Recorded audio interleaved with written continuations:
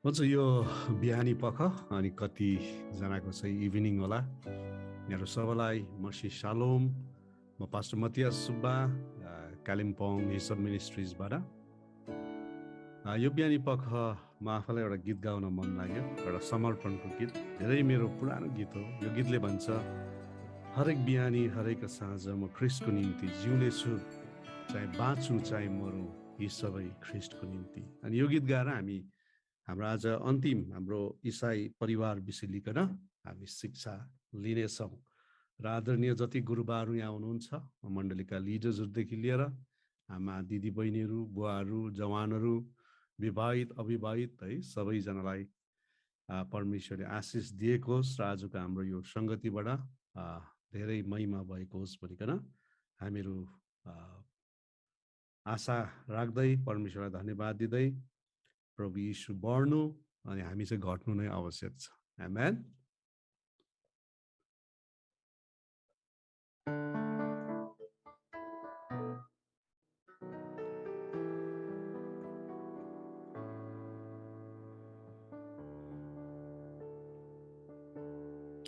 हरेक बिहानी हरेक साँझ म ख्रिस्टको निम्ति जिउनेछु।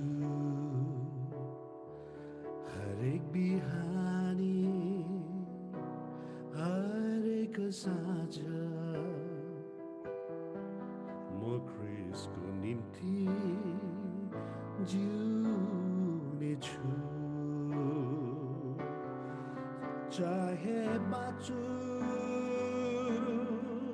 चाहे मरु, चाहे बाँचु चाहे मरु, यी सबै ख्रिस्टकै निम्ति।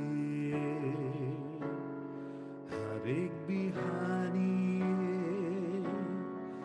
हरेक साँझ म ख्रिस्टको निम्ति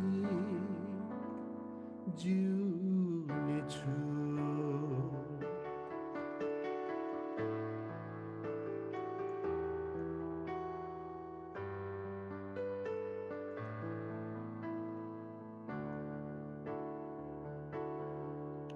सत्यलाई पाएर फेरि म झुटो हुन्न। सत्यलाई पाएर फेरि म झुटो हुन्न। ख्रिस्टको प्रेम चाखेर धोका फेरि दिने छुइनँ। ख्रिस्टको प्रेम चाखेर धोका फेरि दिने छुइनँ। धोका फेरि दिने छुइनँ। हरेक बिहानी हरेक साँझ म ख्रिस्टको निम्ति जिउनेछु। हरेक बिहानी हरेक साँझ म ख्रिस्टको निम्ति जिउनेछु। चाहे बाँचु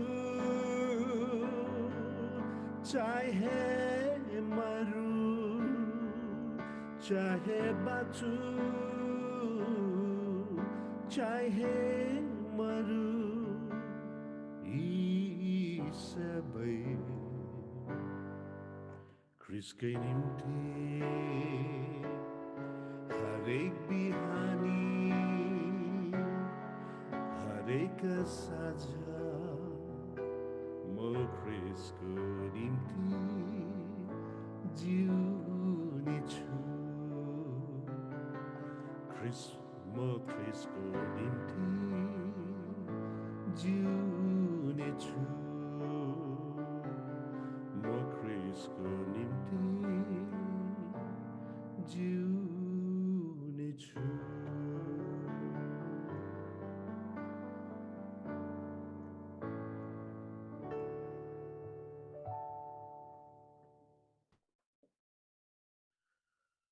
Praise God, hallelujah. यो मेरो आफ्नो एउटा समर्पणको गीत हो अनि जब जब यो गीतलाई गाउँछु म आफैलाई समर्पण गर्छु प्रभुजी क्षमादेव जब म गाउँछु है म आफै प्रभुसँग कायल हुन्छु यो मेरो आफ्नो व्यक्तिगत परमेश्वरप्रतिको समर्पणता हो मैले तपाईँलाई यो भन्दै गर्दा सानो साक्षी भनिहालौँ म एउटा पास्टरको घरमै जन्मेको पास्टरको नाति पनि हो पास्टरको छोरा पनि हो तर मेरो लागि क्रिस्चियनिटी चाहिँ एउटा धर्म मात्रै थियो पास्टरको छोरा भएको कारणले गर्दा सानैदेखि म सन्डे स्कुल युथ चर्च सबै कुरा म गर्ने गर्थेँ अनि सानैदेखि मैले म्युजिक बजाएको कारणले गर्दाखेरि गीतहरू बनाउने गर्थेँ बजाउने गर्थेँ यो सबै मेरो निम्ति एउटा धर्म थियो एज अ क्रिस्चियन एउटा इसाई भएको कारणले गर्दा मैले गर्नुपर्ने मेरो कर्तव्यहरू थियो र मैले गर्ने गर्थेँ तर मेरो भित्र जीवनमा चाहिँ एउटा शान्ति खुसी भन्ने चाहिँ थिएन किनकि मेरो डबल स्ट्यान्डर्ड जीवन थियो म संसारसँग पनि ठिकै थिएँ अनि म प्रभुसँग पनि ठिकै थिएँ किनकि यो एउटा धर्मको हिसाबमा हुँदा चाहिँ कस्तो हुँदो रहेछ भने नि हामी संसारसँग पनि ठिकै हुन्छौँ अनि हामी चर्चमा पनि ठिकै हुन्छौँ यता एकदम वर्शिप पनि गरिरहेको हुन्छौँ उता संसारिक गीतमा पनि हामी नाचि नै राखेको हुन्छौँ र केही फरक थिएन किनकि इसाई मत भन्ने कुरा चाहिँ मेरो लागि धर्म मात्रै थियो तर जब म 17 वर्षको उमेरमा पुगेँ हाम्रो सम्मेलन भइराखेको थियो चर्चको अनि त्यहाँ वक्ताले परमेश्वरको वचन बाँडिरहनु भएको थियो अनि मलाई अझै पनि याद छ त्यो तारिक 25 तारिक जनवरी 1989 मा 1985 मा है 1985 मा मैले प्रभु यीशु ख्रीष्टलाई आफ्नो मुक्तिदाता भनेर ग्रहण गरेँ 25 तारिक जनवरी 1985 सालमा 1985 मा त्यो दिन म धेरै रुएँ प्रभुको अगाडि त्यो सम्मेलनमा अगाडि घुँडा टेकेर अनि त्यो दिन नै मैले पवित्र आत्माको भरपुरलाई पनि ग्रहण गरेँ अनि त्यहाँदेखि चाहिँ मेरो निम्ति रिलिजियन होइन रिलेसनसिप बनेर गयो प्रभुसँग हिँड्ने कुरा चाहिँ धर्म होइन तर सम्बन्ध बनेर गयो अनि 17 वर्षको उमेरदेखि म प्रभुसँग हिँड्न थालेँ अझ पनि मेरो जीवनमा धेरै परिवर्तनहरू आउनु थियो कति भुल चुक अधर्म भइराखेको नै थियो मैले संसारिक हिसाबमा संसारिक गीतहरू बजाइरहेको थिएँ बनाइराखेको थिएँ कम्पिटिसन्सहरूमा भाग लिनै राखेको थिएँ है तर जब एक दिन यस्तो समय आयो 20 वर्षको पुग्दा चाहिँ हाम्रो गाउँमा एउटा क्लब थियो है म चाहिँ लिड गिटारिस्ट थिएँ अनि हाम्रो धेरै कार्यक्रमहरू मलाई प्र्याक्टिसहरू भइराखेको थियो किनकि एउटा ठुलो भव्य कार्यक्रम आइराखेको थियो जसलाई कमर्सियल है एकदम टिकट काटेर त्यो हेर्ने प्रोग्राम भइरहेको थियो अनि I was the main lead guitarist है एकदमै सबै एकदमै ठिक थियो अनि अरू सबै साथीहरू अन्य जाति थियो म एउटा पास्टरको छोरा क्लबमा गएर है गिटार बजाउने तपाईँलाई याद छ हिजोसम्म एकदम राम्रोसँग भएको अब आज चाहिँ म जानुपर्ने र बजाउनु पर्ने फाइनल अब त्यो के भनौँ त्यो प्रोग्राममा चाहिँ नि हिजोसम्म बजेको इलेक्ट्रिक गिटार बज्नु छोडेँ है मैले गएर चेक गरेँ बज्नै छोड्यो अनि त्यसपछि मसँग एउटा पिकअप गिटारको पिकअप थियो यसरी लगाएर बजाउने एकजना मेरो जर्मनको साथीले दिएको अनि म त्यतिबेला 20 वर्षको उमेरको थिएँ अनि त्यो पिकअप पनि मैले एउटा सानो पसलमा छोडी पठाएछु मिठाईहरू किन्दाखेरि अनि लिन गएको त नानीहरूले तानेर सबै चुडाइदिएछ उनीहरूलाई के जस्तो लाग्यो अनि अन्तमा त्यो प्रोग्राममा मैले एउटा अकस्टिक गिटारमा यस्तै माइक्रोफोन हालेर लिडहरू बजाउनु थालेँ। तपाईँलाई याद छ साउन्ड सिस्टम एकदमै खराब नराम्रो बस्न थाल्यो। मलाई त भित्रबाट रिस पनि उठ्न थाल्यो। हुँदैछ प्रोग्राम हुँदैछ, एकछिनमा एउटा ठुलो आवाज आयो, ग्राममै आवाज आयो। त स्टेजै पछाडिपट्टि भाँचेछ। अनि त्यहाँ एउटा ठुलो के भनौँ हल्ला हुन थाल्यो क्या। मान्छेहरूले भन्नु थाल्यो पैसा फर्काऊ भन्नु थाल्यो। झगडा होला जस्तो भयो। अनि म त्यस ठाउँबाट कसैलाई केही नभनिकन फुत्त निस्केर म आएँ। अनि जब बाटोमा आउँदै थिएँ पवित्र आत्मा मसँग बोल्नुभयो। अनि मैले रियलाइज गरेँ कि मैले जुन पाएको म्युजिक छ, यो ट्यालेन्ट छ, यो त प्रभुको लागि मैले चलाउनुपर्छ, यो त प्रभुले दिएको दान हो। अनि त्यो दिन मैले कमिट गरेँ, समर्पण गरेँ, प्रभु म मेरो म्युजिक तपाईँलाई दिँदैछु, अब मलाई मौका दिनुहोस् तपाईँ प्रभुको सेवा गर्नु सकौँ। 20 वर्षको उमेरमा है मैले मेरो म्युजिक प्रभुलाई दिएँ। कस्तो हुँदो रहेछ भने कतिचोटि हामी आफ्नो जीवन दिन्छौँ प्रभुलाई, तर हाम्रो ट्यालेन्टहरू चाहिँ प्रभुलाई दिँदैनौँ रहेछ। धेरै यस्ता जवान भाइ बहिनीहरू पनि छन्, प्रभुलाई पाएका छन्, सायद उनीहरू प्रभु भोज पनि खान्छन्, तर उनीहरूले बाहिर बजाइराखेका हुन्छन्, गाइराखेका हुन्छन्। अनि मैले थाहा गरेँ मैले पनि यसै गरिरहेको छु। अनि मैले मेरो जीवन त 17 वर्षको उमेरमा दिएँ, म्युजिक चाहिँ दिन सकेको थिइनँ। अनि 20 वर्षको उमेरमा मैले म्युजिक दिएँ। अनि हामीले हिसाब मिनिस्ट्री सुरु गऱ्यौँ साधारण रूपमा। अनि यो वर्ष 33 वर्ष भयो म्युजिकबाट सेवाकाई गरेको। अनि यो भन्दै जाँदाखेरि म कलेज पढिराखेको थिएँ। म पास्टरको छोरा, पास्टरको घरको दुःखहरू सबै, फेरि म जेठा हो है। पास्टरको घरमा कस्तो हुन्छ, पाहुना आएकै ओछ्यान पनि सुत्नु छोडिदिनु पर्ने, खाना पनि बाँडेर खानुपर्ने, धेरै गाह्रो परिस्थितिहरू थियो। अनि मैले जियोग्राफी अनर्स लिएर म पढ्दै थिएँ। अनि मैले नि कहिले पनि सेवाकाई गर्छु भनेर सोचेको पनि थिइनँ। मेरो आफ्नै योजनाहरू थियो, म राम्रो पढ्छु, राम्रो काम गर्छु, पैसा कमाउँछु, घर बनाउँछु, गाडी किन्छु, मेरो यस्तो सपनाहरू थियो। किनकि मेरो बुवा पास्टर भएको कारणले एउटा राम्रो जुत्ता किन्नको निम्ति उहाँकोमा पैसा हुँदैन थियो। मेरो आमा नर्स हुनुहुन्थ्यो, तर उहाँको पैसाले घरमा खानु र नानीलाई पढाउनु मात्रै पुग्थ्यो। धेरै कष्टहरू थियो, दुःखहरू थियो, चाहनाहरू पुरा नभएको। अनि मैले सेवाकाई गर्ने इच्छा राखिनँ। तर तपाईँलाई याद छ परमेश्वरको योजना बेग्लै हुन्छ। 21 वर्षको उमेरमा पुग्दा नि प्रभुले मलाई सेवाकाईको निम्ति बोलाउनु भयो। यशाया 6:8बाट हुम शैल आई सेन्ड, म कसलाई पठाउँ, हु विल गो फर अस, हाम्रो निम्ति को जाने, एउटा सुसमाचारीय सेमिनारमा प्रभु मसँग बोल्नुभयो। अनि मलाई याद छैन कहिले मेरो हात उठ्यो, प्रभु I want to go for you, I am available, प्रभु म तपाईँको निम्ति जान्छु भनिकन मैले आफ्नो हात उचालेँ। अनि 21 वर्षको उमेरमा मैले मेरो जीवनलाई प्रभुको पूर्णकालीन सेवाका निम्ति समर्पण गरेँ। मलाई याद छैन सेवाकाई कस्तो हुन्छ, भोलि के हुन्छ भन्ने कुरो। अनि आज म तपाईँलाई भन्न चाहन्छु, मैले जे निर्णय गरेँ त्यो सठिक निर्णय गरेँ। हिजो पनि मैले तपाईँलाई भन्दै थिएँ नि, if God calls you to be a missionary, don't stoop down to be a king. यदि परमेश्वरले तिमीलाई मिसनरी हुन बोलाउँछ भने, सेवक हुन बोलाउँछ भने राजा हुनलाई नझुक। आज म खुसी छु मैले सठिक निर्णय गरेँ, म ठिक बाटोमा छु, परमेश्वरको राज्यको कुराहरूमा छु। म यो सबैको श्रेय चाहिँ परमेश्वर पिता, पुत्र, पवित्र आत्मालाई दिन्छु। किनकि यीशु बढ्नु अनि म आफै चाहिँ घट्नु आवश्यक छ। हालेलुया। यो मेरो छोटो जीवनको साक्षी हजुरहरू कहाँ राखेँ। Okay, let us come back to the Christian family है, परिवारको विषय लिएर हामी बातचित गरिरहेका छौँ। प्रेज गॉड, हालेलुया। भजन सङ्ग्रह 127 मा आउँ। हाम्रो यो तेस्रो अनि अन्तिम यो सेसन हो क्रिस्चियन परिवार विषय लिकन। म एक दुईवटा पदहरू तपाईँको अगाडि पढिरहेको छु। भजन सङ्ग्रह 127 सङ्ख्या। परम प्रभुले नै घर नबनाउनु भए ता बनाउनेहरूले गरेको परिश्रम व्यर्थ हुन्छ। परम प्रभुले सहरका रक्षा नगर्नु भए ता पालेहरूले गरेको रखवाली व्यर्थ हुन्छ। भोजनको निम्ति परिश्रम गर्नलाई बिहान सबेरै उठ्नु र राति सबैले सुत्न जानु व्यर्थ छ, किनकि उहाँले नै आफ्नो प्रियहरूलाई निन्द्रा दिनुहुन्छ। छोराहरू परमप्रभुले दिनुभएको उत्तराधिकारी हुन्, छोराछोरीहरू उहाँका इनाम हुन्। योद्धाको हातमा भएका काँडहरू झैँ युवा अवस्थामा जन्मेका छोराहरू हुन्छन्।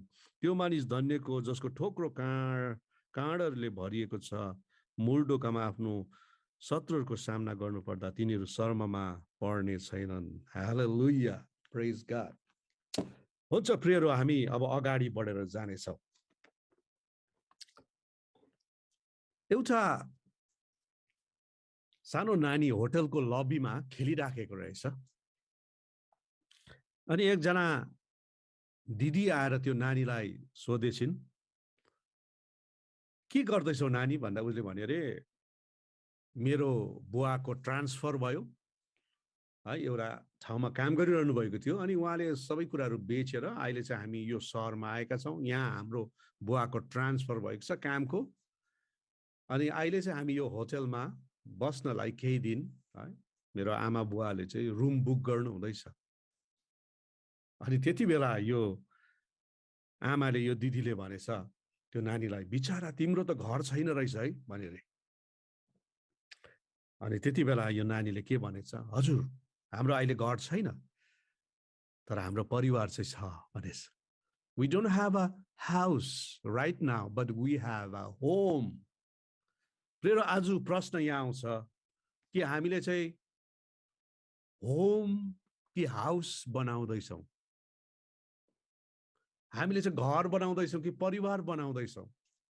अनि जुन टपिक तपाईँ नि मलाई यहाँ मिलेको छ एकदमै राम्रो छ। त्यो चाहिँ के हो भने क्रिस्चियन परिवार, अर्थात् इसाई परिवार। ओके, क्रिस्चियन फ्यामिली, यहाँ घर भनेको छैन। प्रिय आज म तपाईलाई भनिराखेको छु, घर चाहिँ हामी हातले बनाउँछौँ, पैसाले बनाउँछौँ, तर परिवार चाहिँ प्रेमले बनाइन्छ। परिवार चाहिँ क्षमाले बनाइन्छ। आज हामी जुन संसारमा अहिले बाँचिराखेका छौँ, आजकल एउटा परिवारको मूल्याङ्कन कति ठुलो र दामी घर छ, कति राम्रो गाडी छ इत्यादि कुरामा भइरहेको छ। हेर्नुहोस् है, जब एउटा परिवारको कुरा आउँछ, एउटा मानिसको मूल्याङ्कन पनि उसले कुन ब्रान्डको लुगा लगाउँछ र ऊ कति स्टाइलिश छ,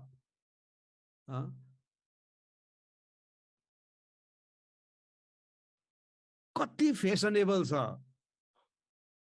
त्यसमा मूल्याङ्कन भइराखेको छ। मैले तपाईलाई के भन्दैछु राम्रो सुन्नुहोस्। अर्को भाषामा हो भने स्ट्यान्डर्ड अफ लिभिङ, जिउने स्तर को चाहिँ बढोत्तरी भइरहेको छ। It is increasing. जिउने स्तर जसलाई चाहिँ के भन्छ, स्ट्यान्डर्ड अफ लिभिङ। मानिसहरूको नि मानसिकता परिवर्तन हुँदैछ। मानिसले चाहिँ अब यो भौतिक कुराहरू, संसारिक कुराहरू, कति ठुलो घर, कति दामी गाडी, कुन ब्रान्डको लुगा लगाउँछ, ब्याङ्कमा कति पैसा छ, यो हिसाबमा स्ट्यान्डर्ड अफ लिभिङ भन्छ यसलाई, जिउने स्तरमा आज मानिसले मानिसको मूल्याङ्कन गरिराखेको छ। परिवारको मूल्याङ्कन भइरहेको छ। सिस्नु र साग खाएको बेस आनन्दित मनले, झोपडी भए पनि आफ्नो घर नै ठिक, यस्ता भनाइहरू अब धेरै पुराना र अप्रासङ्गिक, इरेलेभेन्ट भइराखेको छ। को चाहिँ अब झोपडीमा बस्नु चाहन्छ? कसले सिस्नु खानु चाहन्छ? तर एउटा मजा चाहिँ म अमेरिका जाँदा चाहिँ यो चाहिँ मजा लाग्यो है। त्यहाँ चाहिँ अझै पनि है हाम्रो विश्वासीहरूले चाहिँ सिस्नु पुरा खान्छ। मेरो गाल ब्लाडर स्टोन अपरेसन भएर 2012मा जुन महिनामा म एटलान्टा पुग्दाखेरि हाम्रो पास्टर सिलास थापा अनि उहाँको श्रीमतीले साह्रै मिठो खाना बनाउनुहुन्छ। मलाई त्यहाँ टक्राएको खाना चाहिँ पहिलो चाहिँ सिस्नु थियो। अमेरिकामा पनि सिस्नु। प्रभुलाई धन्यवाद होस्, हाम्रो विश्वासीहरूले बिर्सिनु भएको छैन है। तर पनि जेनरलमा है साधारण थरले चाहिँ यी भनाइहरू है यी कुराहरू चाहिँ सबै कुराहरू चाहिँ के भएको छ अप्रासङ्गिक पुराना भइसकेको छ। तपाईलाई याद छ हाम्रो पारिवारिक यो एउटा सिस्टममा है पारिवारिक सिस्टममा एउटा दबाब एउटा चाप परिराखेको छ क्या है फ्यामिली सिस्टममा चाहिँ दबाब परिरहेको छ समाजबाट। अनि यो दबाबमा चाहिँ कस्तो छ भने नि प्रियहरू हो एकदमै बेसी भौतिकवादको म्याटेरियलिस्टिक कुराहरूको दबाब छ प्रियहरू। अब एउटा समाजभित्र बस्दाखेरि यदि हामी समाजमा हाम्रो ठुलो घर भएन भने राम्रो घर भएन भने एउटा राम्रो गाडी भएन भने मोटर बाइक भएन भने एउटा राम्रो मोबाइल भएन भने अलिकति ब्याङ्क एकाउन्टमा पैसा भएन भने यो समाजमा धेरैचोटि हामी त्यति साह्रो गनिँदैनौँ। We are not being counted. अलिकति केही हुनै पर्यो।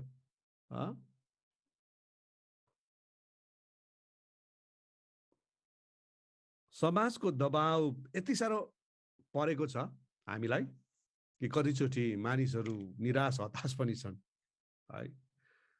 अर्को दबाब चाहिँ छोराछोरीहरूको पनि आमा बाबुमाथि त्यति नै दबाब छ है। मोटर बाइक किनिदिनु पर्ने, छोरीलाई राम्रो मोबाइल किनिदिनु पर्ने, स्टाइल अनि फेसनको लुगाहरू किनिदिनै पर्ने, कपडाहरू निकै गाह्रो गाह्रो अवस्थाहरू छ। झन् अहिले त अनलाइन सपिङले गर्दाखेरि मान्छेहरू धेरै मातिएको छ। यसो हेऱ्यो आइ त हाल्छ, अब आँखाको अभिलाषा बाइबलले भन्छ मन परिहाल्छ है। धेरै दबाब आज छोराछोरीहरूले आमा बाबुलाई पनि गरिरहेको छ। कतिचोटि श्रीमतीहरूले श्रीमानलाई पनि दबाब गरिरहेको छ। श्रीमती काम गर्ने छ भने त ठिकै छ, तर श्रीमानको एक्लो कमाइले है श्रीमतीलाई महिनै पछि अथवा 2 महिनामा एकचोटि लुगा किनिदिनु गाह्रै हुन्छ। किनकि यस्तो हुन्छ अरे क्या प्रियहरू, जब श्रीमतीले नि मेरो लुगै छैन हौ भन्यो भने नि नयाँ लुगा किनिदेऊ भनेको अरे क्या। हुन चाहिँ लुगा पुरै हुन्छ त्यो दराजभित्र नि, ड्रयरभित्र पुरै लुगा हुन्छ, र पनि उनीहरूको मुखबाट लुगै छैन भन्छ। यो त अब व्यावहारिक मैले फेस गरेको कुरा भनिरहेको छु हजुरहरूलाई है। तर दाजुभाइहरूले मेरो लुगै छैन रहेछ भनेको चाहिँ नयाँ लुगा किनिदेऊ भनेको होइन है, ए मेरो लुगा मैला रहेछौ भनेको हो। म 2 वर्षमा एउटा प्यान्ट किन्छु भने एउटा श्रीमतीले 2 वर्षमा नभनेको पनि 6 खेप 7 खेप 8 खेप लुगा किनेकै हुन्छ कम्पेरिटिभली। त्यहाँ पनि एउटा दबाब छ क्या। अनि किनभने अब श्रीमतीले भनेको अब यही लुगा लगाएर चाहिँ कति हिँड्नु हो, अस्ति बिहामा पनि यही लुगा लगाएको, हामीलाई लाज हुँदैन है। त्यो दबाब छ। अब यो प्र्याक्टिकल कुरा गर्दैछु है, मैले श्रीमतीलाई कसैलाई पनि दोष्या गर्न। These are the practical things. ठुलो दबाब छ। किन भन्नुहोस् त, किनभने नि जिउने स्तर भन्छ नि, स्ट्यान्डर्ड अफ लिभिङ चाहिँ बढिरहेको छ। जिउने स्तर यो सबै देखाउने कुरा हो। हेर्नुहोस् है, एज फ्यामिली परिवारमा देखाउने कुरा हो ठुलो। हेर्नुहोस् न मेरो घर है, हेर्नुहोस् न मेरो गाडी, उसले लगाएको लुगा, यो जुत्ता त ब्रान्डेड पो हो त, एडिडासको नाइकीको है। त्यसमा मान्छेको घमण्ड छ क्या। अनि यो जिउने स्तर है समाजमा कायम गर्नुको लागि अब मान्छेकोमा त त्यति भनेको जस्तो पैसा हुँदैन नि त, बुझ्नु हुँदैछ? त्यति भनेको जस्तो पैसा त हुँदैन नि त। घरिको घरि किन्नु सक्छ र भन्नु साथ पैसा हाल्नु सक्छ र सक्दैन नि त। त्यसै कारणले गर्दा समाजमा जिउने स्तर कायम राख्नुको लागि प्रियहरू हो, मान्छेले अब के गर्छ, झुट बोल्नु थाल्छ। अब अर्को बाटो अपनाउनु पर्यो नि त।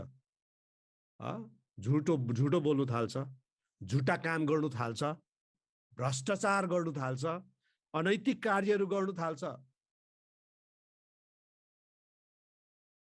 मैले सुनिराखेको थिएँ है, कतिजना नानीहरू यहाँ अब दार्जिलिङकै कुरा गरौँ है, उनीहरू कमान बस्तीबाट आउँछन् कलेजमा पढ्नको निम्ति। अब कलेजमा आउँदाखेरि एकदमै अब भौतिक कुरा छ, स्टाइल छ। धरीधरीको छोराछोरीले त अब राम्रो राम्रो लुगा लगाएर त हिँडिहाल्छ। तर गाउँ बस्ती कमानबाट आएकोलाई त गाह्रो हुन्छ। अनि कतिचोटि कलेजको स्टुडेन्ट्सहरूले है अब त्यो स्ट्यान्डर्डलाई त्यो स्तरलाई कायम गर्नको लागि नि प्रियहरू उनीहरूले आफूलाई बेच्छन्। मैले हिजो भने नि तपाईँलाई देह व्यापार। दे गो टु होटल्स, एक रातको कति, अनि त्यो पैसाले उनीहरूले लुगाफाटा किन्छ। किनकि आफूलाई पनि देखाउनु छ। आज म तपाईँलाई भनिराखेको छु संसार कहाँ पुग्दैछ। आज मानिसहरू पाएको तलबमा सेटिस्फाई छैन, सरकारी कामहरूमा पनि मान्छे सेटिस्फाई छैन। किनकि स्ट्यान्डर्डको त्यो लिभिङ अफ स्ट्यान्डर्ड जिउने स्तरलाई त्यहाँ बनाउनु छ। त्यस कारणले त्यहाँ के हुन्छ, टेबल मुनिबाट पैसा दिने कुराहरू भइरहेको छ, भ्रष्टाचार भइरहेको छ। किन भन्दा चाहिँ there is a pressure from the society, होइन? समाजबाट एउटा यस्तो दबाब छ कि समाजमा जिउँदा चाहिँ अलिकति हुने खाने प्रकारले नै जिउनु पर्छ। त्यस कारण मैले तपाईँलाई यो किन भन्दैछु भन्दा चाहिँ हाम्रो समाज चाहिँ कता कुद्दैछ अनि हाम्रो परिवारहरू कहाँ कुद्दैछ सोच्नुहोस् है। यति साह्रो चाप परेको छ। आज नेपालमा तपाईँले हेर्नुभयो भने इभन अब यतैतिर हाम्रो कालिम्पोङ दार्जिलिङतिरमा हेर्नु पर्ने, आज श्रीमान श्रीमती विदेश जानुपर्छ त्यो एउटा स्ट्यान्डर्डलाई मेन्टेन गर्नुको लागि। अनि श्रीमान श्रीमतीहरू सँगै छैनन्, सायद थोरै श्रीमान श्रीमतीहरू होला, उनीहरू टाढा रहे पनि उनीहरू एका दुस्रामा विश्वासयोग्य रहन्छन्। नभए यसरी छुटेर गएपछि पैसा कमाउनलाई, भौतिक कुराहरू कमाउनलाई बिस्तारी बिस्तारी श्रीमान श्रीमतीको सम्बन्धहरू पनि चिसो हुँदै गएको, ठन्डा हुँदै गएको, श्रीमान अर्कोसँग लागेको, श्रीमती घरमा बसेर अर्कोसँग लागेको घटनाहरू थुप्रै हामी देख्छौँ। वाइ किन भन्दा चाहिँ स्ट्यान्डर्ड अफ लिभिङ, अब जिउने स्तरलाई चाहिँ बढाउनु पर्यो नि त। तर आज म तपाईँलाई भनिराखेको छु, सँगै जिउँछु सँगै मर्छु भन्ने प्रण प्रतिज्ञाहरू, यस्ता के भनौँ प्रमिसेसहरू चाहिँ अब मरिराखेको छ। किन? अब जिउने स्तरको लागि यसरी छुटिँदाखेरि पहिला कति माया गर्ने। आज म तपाईँलाई भनिरहेको छु एउटा इम्पोर्टेन्ट कुरा, राम्रो सुन्नुहोस् है। जिउने स्तरलाई कायम राख्ने दौडमा, स्ट्यान्डर्ड अफ लिभिङ जिउने स्तरलाई कायम राख्ने दौडमा समाजमा जीवनको स्तर चाहिँ हामीले हराइराखेका छौँ। अब फेरि मैले के भन्दैछु सुन्नुहोस्, जिउने स्तरलाई समाजमा कायम राख्नलाई जीवनको स्तर चाहिँ हामीले गुमाइराखेका छौँ। प्रियरो, एउटा जिउने स्तर छ, अर्को चाहिँ छ जीवनको स्तर। बुझ्नुहुँदैछ? Standard of living and standard of life. अब स्ट्यान्डर्ड अफ लाइफ, जीवनको स्तर चाहिँ के हो याद छ तपाईँलाई? जीवनको स्तर भनेको चाहिँ म तपाईँलाई भनिराखेको छु, जीवनको स्तर भनेको चाहिँ माया, वास्ता, उत्साह, क्षमा, एका दोस्रोलाई बुझ्नु, अन्डरस्ट्यान्डिङ, नम्रता, शान्ति इत्यादि सद्गुणहरू हो जीवनको स्तर चाहिँ। एउटा परिवारभित्र नि जिउने स्तर हामीलाई चाहिन्छ। राम्रो घर हुनु नराम्रो होइन, राम्रो लुगा लगाउनु असलै हो, पैसा कमाउनु, गाडी किन्नु त्यसमा केही नराम्रो छैन। तर त्यही कुरालाई मात्रै हामीले फोकस गर्यौं, केन्द्रबिन्दु बनायौं भने जीवनको स्तर अथवा स्ट्यान्डर्ड अफ लाइफ जो चाहिँ प्रेम हो, माया हो, क्षमा हो, अन्डरस्ट्यान्डिङ हो, यस्ता कुराहरू जो परिवारभित्र चाहिन्छ, यस्ता कुराहरूले परिवारलाई वास्तवमा बाँधेर राख्छ। पैसाले राख्दैन। कतिचोटि परिवारभित्रै पैसाको कारणले झगडा भइरहेको हुन्छ, जमिनको कारणले झगडा भइरहेको हुन्छ। तर यदि परिवारभित्र हामीले जीवनको स्तर, प्रेम, माया, वास्ता, एका दुस्राप्रति क्षमा, अन्डरस्ट्यान्डिङ, यो कुरालाई हामीले महत्त्व दियौँ भने प्रियरो, हाम्रो परिवार चाहिँ एकदमै बलियो भएर रहन्छ। हालेलुया। हाम्रो परिवार चाहिँ एकदमै एउटा के भनौँ एउटा सुन्दर परिवार, परमेश्वरले चाहनु भएको परिवार बनेर जाँदछ। यसै कारणले गर्दाखेरि हामीले जिउने स्तर भन्दा पनि जीवनको स्तरलाई चाहिँ हामीले ध्यान दिनुपर्छ। मैले भनिरहेको छु फेरि पनि, जिउने स्तर, राम्रो लुगा लाउनु, राम्रो घर बनाउनु नराम्रो होइन, तर आज प्राय परिवारभित्र श्रीमान श्रीमती अनि सबैजनाको केन्द्रबिन्दु चाहिँ के भएको छ? यो घर मात्रै भएको छ, परिवार भएको छैन, हाउस हुँदैछ, होम भएको छैन प्रियहरू। अनि यो अघि सानो नानीको उदाहरण मैले दिएँ। Yes, we don't have a home, a house, but we have a home. हो, हाम्रो घर छैन, तर हाम्रो परिवार त छ। आज धेरैचोटि के भइरहेको छ यहाँ चाहिँ प्रियहरू? अब परिवार छैन, खालि अब घर मात्रै छ। अब म कतिचोटि धरानतिर जाँदाखेरि देख्छु बडे बडे घरहरू, यति दामी केक जस्तो घरहरू, तर त्यो भित्र परिवार नै छैन। त्यो भित्र मान्छे नै छैन। को कता काम गरिरहेको छ अरे, श्रीमान श्रीमती कता छ अरे। वी ह्याभ बिग म्यान्सन्स, है, ठुल्ठुलो घरहरू त होला, तर परिवारै छैन भने के गर्नु प्रिय? त्यसै कारण त नेपालीमा भनाइ छ नि, झोपडी भए पनि आफ्नै घरमा घर ठिक हो भनेको छ क्या प्रिय। किनकि यो घर भनेको चाहिँ परिवार हो नि त। एउटा झोपडीभित्र एउटा परिवार, प्रेम, माया, सद्भावनासँग रहनु कति राम्रो कुरा हो प्रिय। आज तपाईँ नि म ख्रिस्टीय परिवारको विषयमा, है, हामीले विचार गरिरहेको छ, शिक्षा लिइरहेको छ।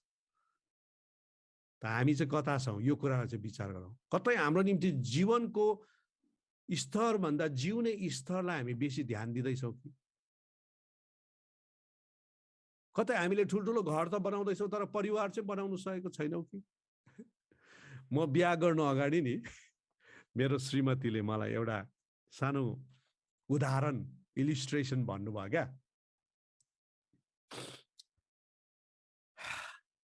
एउटा पास्टर हुनुहुन्थ्यो अरे क्या। पास्टरलाई फोन आएछ, पास्टर बुवा, अब पास्टरकोमा कति फोन आउँछ तपाईँलाई याद छ नि, यहाँ धेरै पास्टर्सहरू हुनुहुन्छ तपाईँहरू। फोन आएछ, पास्टर बाबु एकदम झट्टै आइदिनुहोस् मेरो घरमा, मलाई गाह्रो पर्यो, साह्रो पर्यो। अनि पास्टर बुवाले भन्नुभयो अरे त्यो विश्वासीलाई, अहिले म आउनु सक्दिनँ, तपाईँको भन्दा चाहिँ मेरो इम्पोर्टेन्ट छ काम, म तपाईँकोमा भोलि मात्रै आउनु सक्छु। विश्वासीले रिक्वेस्ट गरेछ, तर पास्टर बाबुले डिनाई गरेछ, होइन म आज आउँदिनँ, मेरो एकदम इम्पोर्टेन्ट काम छ। तपाईँलाई याद छ, एकछिनमा पास्टर बाबु चाहिँ ट्र्याक सुट लगाएर, गोली खेल्ने ट्र्याक सुट लगाएर उसको सानो छोरासँग सानो फुटबल क्या बल निकालेर आँगनमा खेल्नु थालेछ।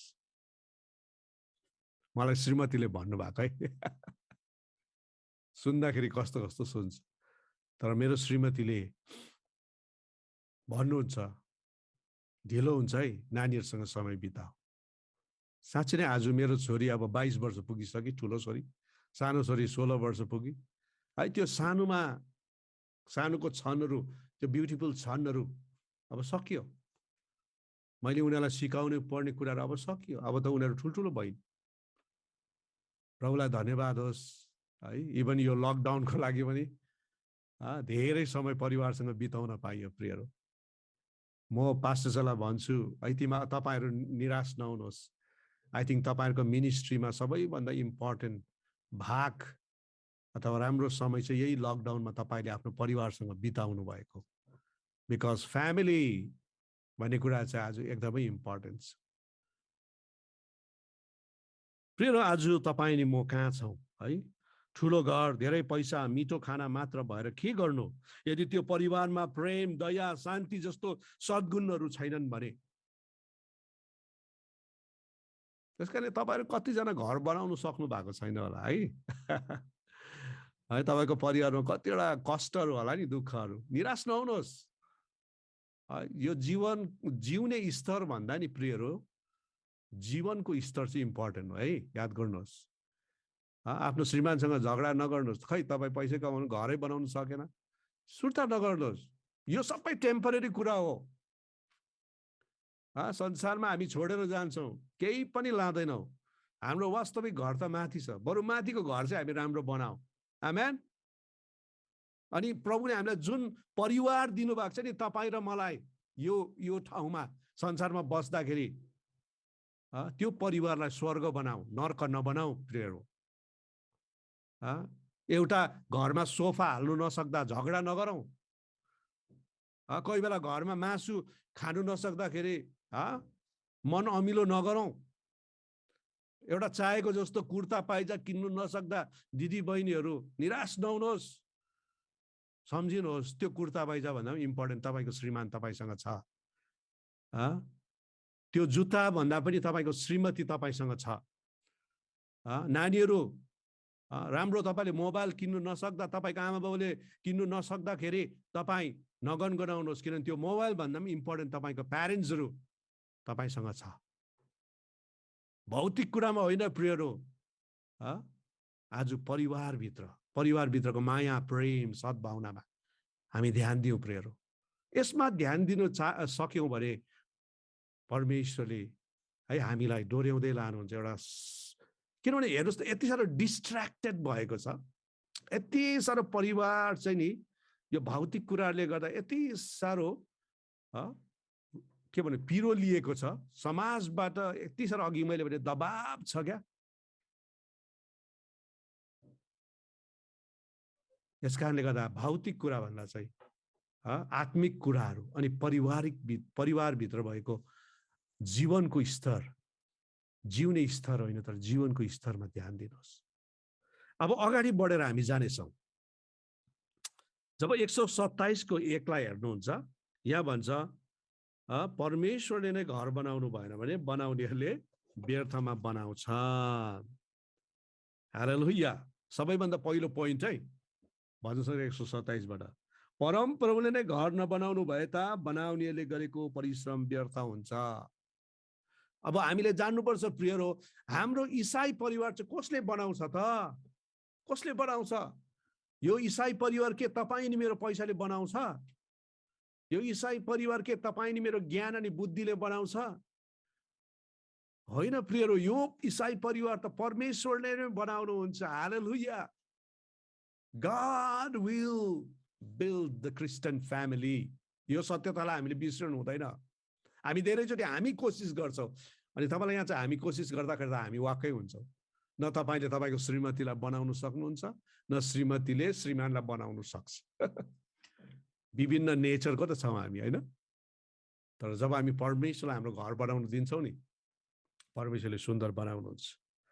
उत्पत्ति 2 को 18 भन्छ, मानिसलाई एक्लो रहन सुहाउँदैन, म त्यसको निम्ति सुहाउँदो सहयोगी बनाउने छु। मैले तपाईँलाई भनिरहेको थिएँ विवाहको विषय लिएर है। परमेश्वरले नै खाँचो देख्नुभयो आदमको, परमेश्वरले नै उसको निम्ति जीवन साथी जुटाइदिनु भयो। अनि जब उहाँले जीवन साथी जुटाइदिनु भयो, उहाँले सुहाउँदो जुटाइदिनु भयो। आदमलाई त सुरुमा एउटा परिवार हुनुपर्छ भनेर उसलाई वास्ता पनि थिएन, फिक्री पनि थिएन, खाँचो पनि उसले महसुस गरेन। परमेश्वरले नै महसुस गर्नुभयो। त्यो आज सबैभन्दा पहिलो कुरो म तपाईँलाई भनिरहेको छु, हाम्रो परिवारलाई चाहिँ हामीले परमेश्वरलाई बनाउनको निम्ति चाहिँ के गर्नु दिनुपर्छ? पर्मिसन दिनुपर्छ, एलाउ गर्नुपर्छ। हाम्रो परिवारमा हामी कति प्रभुलाई स्थान दिन्छौँ प्रियहरू? दार्जिलिङमा नि हुन त उहाँ गुरामा बितेर जानुभयो, हाम्रो एल्डर महेन्द्र प्रधान भन्नुहुन्छ। अब यसलाई अझै सजिलोसँग चिन्नु हो भने सारा सृष्टिको मालिक यीशु बोलाउँछन् सबलाई, यो गीत बनाउने हाम्रो स्वर्गीय किरण प्रधान उहाँको घर परिवार हो। त्यो घरमा गएर म बस्ने गर्थेँ, किनकि उहाँहरूको कान्छा भाइ चाहिँ हामीसँग गीत गाउने गर्नुहुन्छ, लियो आनन्द प्रधान भन्ने। त्यो घरमा जाँदाखेरि नि, म कलेजमा जाँदाखेरि चाहिँ लियोसँग मिल्थेँ र कोही बेला त्यो घरमा बस्थेँ। अनि मलाई त्यो घर परिवारमा मजा लाग्थ्यो। यति धेरै मान्छेहरू आउने, खाने, जाने। एक दिन त यस्तो पनि हाँसउठ्दो भएको रहेछ क्या, इन्डियन टुरिस्टहरू, बेङ्गलीहरू आएछ त्यो घरभित्र, अनि उनीहरूले चिया खाएछ। अब कति मान्छे आउँछ त्यो घरमा हो। अनि लास्टमा खाएर सकेपछि उनीहरूले सोध्यो अरे क्या, कितना पैसा हो गया भनेर क्या। चिया खाएको कति भयो? त्यति साह्रो मान्छे आउने जाने। अनि तपाईँलाई म भनौँ है, त्यो घरमा किन त्यस्तो आशिष भन्दा चाहिँ मैले देखेको गुरामा नि त्यहाँ घरमा काम गर्ने दुईजना आदिवासीहरू हुनुहुन्थ्यो। यो दुईजनालाई लिएर गुरामा पहिला बिहानै किचनमा जानुहुन्थ्यो अनि तीनजना मिलेर प्रार्थना गर्नुहुन्थ्यो क्या। आगो बाल्नु अगाडि, चिया खानु अगाडि प्रभुसँग प्रार्थना गर्नुहुन्थ्यो अनि सबै कुराहरू प्रभुलाई सुम्पिनुहुन्थ्यो अनि त्यसपछि मात्रै आगो बालिन्थ्यो। तपाईँलाई याद छ, घरमै 12 जना त छोराछोरी हो है, त्यो गुरामा सरको 12 जना। त्यही माथि चर्चको, त्यो चर्च छेउ भएकोले सब मान्छे आउने। अब फेरि सर भएको कारणले गर्दाखेरि है यति धेरै मान्छे, तर त्यो घरमा यति साह्रो प्रशस्ति, यस्तो आशिष। घर ठुलो थिएन, घर एकदम सानो सानो खालके नै, अब पहिला मिसिनेरीले बनाएको घर, भव्य घर पनि होइन है, यताउता सबै सुतिरहेको। तर त्यो घरमा यति साह्रो प्रेम, आनन्द, शान्ति, आशिष सबै मान्छेले अहिले पनि कुरा गर्छ। अनि मैले यो कुरा चाहिँ अब देखेको तपाईँहरूलाई भनेको है प्रियहरू। यसकारणले गर्दाखेरि जब हामी परमेश्वरलाई पहिलो स्थान दिन्छौँ, के हामी चुल्हा जलाउनुको अगाडि हामी प्रार्थना गर्छौँ आमा दिदी बहिनीहरू हो? कि हामी प्रभुलाई निम्त्याउँछौँ, हामी भन्छौँ कि प्रभु हाम्रो घरलाई बनाइदिनुहोस्? कि हामी नै कोसिस गरिरहेको छौँ पैसा कमाएर दुबई गएर, कतार गएर? कहिले पनि पुग्दैन, किनकि प्रभुलाई घर बनाउनै दिँदैनौँ हामी। यहाँ उपदेशक 4:12 भन्छ, 3 सुताले बाँटिएको डोरी सचिलैसँग चुड्न सकिँदैन। पहिलो सुता श्रीमान, दोस्रो सुता श्रीमती, तेस्रो सुता चाहिँ प्रभु हुनुहुन्छ भनेर सधैँ हामी भन्ने गर्छौँ होइन।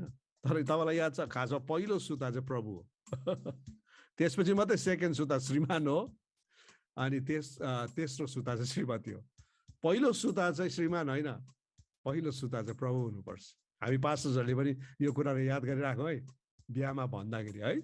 पहिलो सुता चाहिँ प्रभु हो, दोस्रो सुता चाहिँ श्रीमान अनि तेस्रो श्रीमती।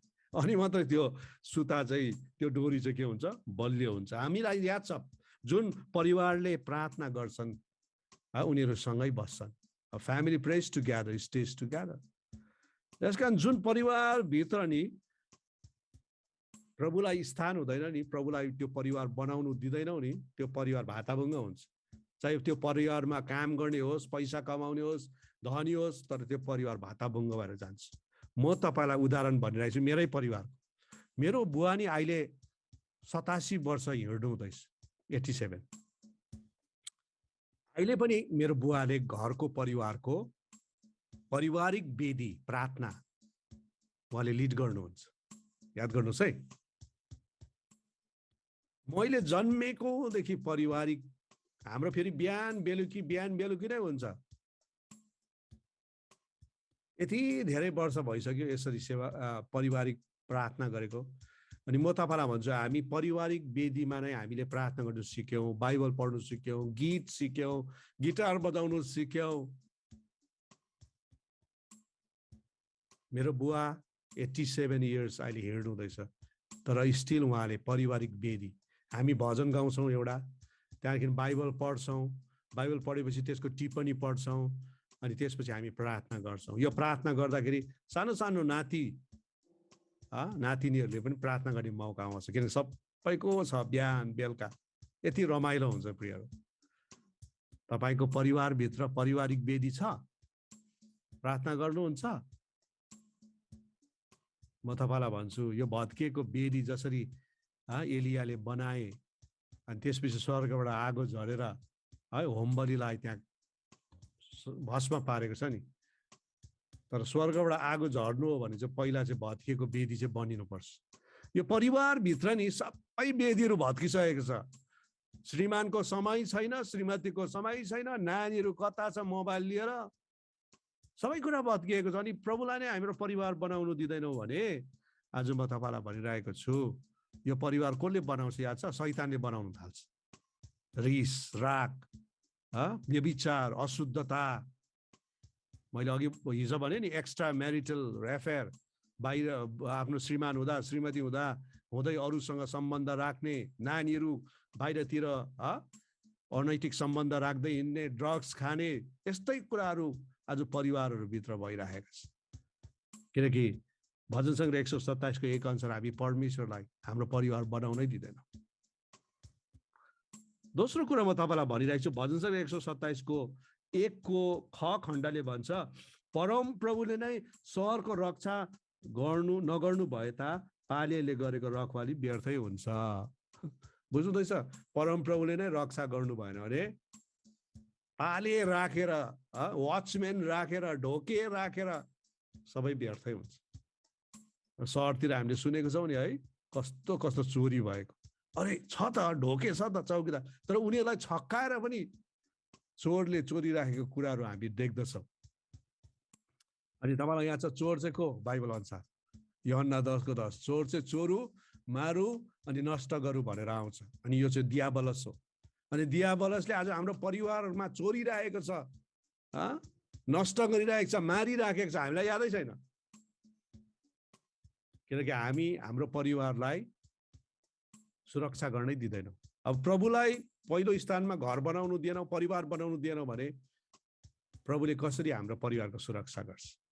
त्यसकारण दोस्रो कुरा एकदमै इम्पोर्टेन्ट कुरा हेर्नुहोस्,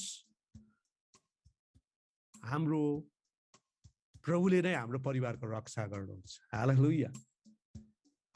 एक दिन नि मेरो छोरीले घाम डुब्दै गर्दाखेरि मैले भने है, अब यो घाम डुब्दैछ नि छोरी, अब यहाँ त डुब्दैछ, तर पश्चिमतिर चाहिँ के हुँदैछ? उदाउँदैछ। फेरि हेर्नुहोस् है, यहाँ पूर्वतिर डुब्दैछ, मतलब यता हाम्रो एसिया देशमा, तर पश्चिमी देशहरूमा चाहिँ उदाउँदैछ, न्यू मर्निङ हुँदैछ भन्दाखेरि उसले मलाई के भन्यो भने नि, आपा त्यसो भए त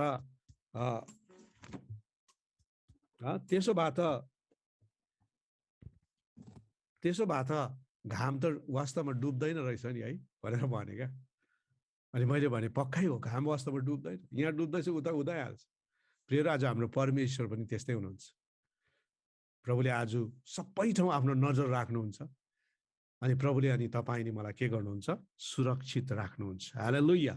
भजन सङ्ग्रह 121 को 3 देखि 8 सम्म हेर्नु भने परमेश्वर कहिले सुत्नुहुन्न, कहिले पनि उग्नुहुन्न।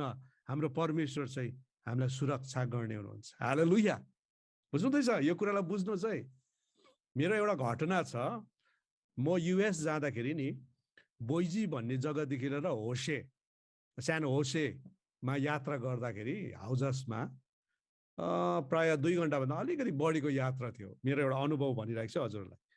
जब म हाउजसमा चढेँ नि, यति साह्रो टर्बुलेन्स क्या, यति डरलाग्दो हाउजस हल्लायो एकदम। अनि एनाउन्समेन्ट भयो, सूचना भयो, यो टर्बुलेन्स चाहिँ यात्राभरि नै छ, हल्ली नै रहन्छ हाउजस।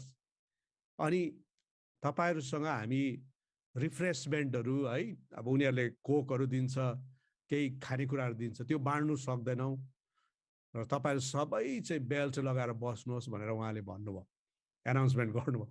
अनि साँच्चै म त्यहाँ भित्र पछि यति डरलाग्दो हल्लाइरहेछ कि बरु एकछिनमा त म त भुसुकै सुती पठाएछु।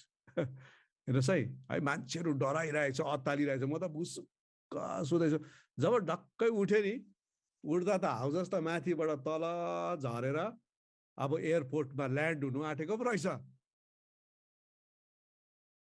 म त 2 घन्टा जस्तो मजाले सुती पठाएछु। हेर्नुहोस्, जब म घर आएँ नि, यो तपाईँलाई साक्षी भन्दैछु है, मेरो एकजना पास्टर साथी हुनुहुन्छ, पास्टर मुन्ना तिमोथी सुन्दास भन्ने, हाम्रो प्रेयर पार्टनर हो।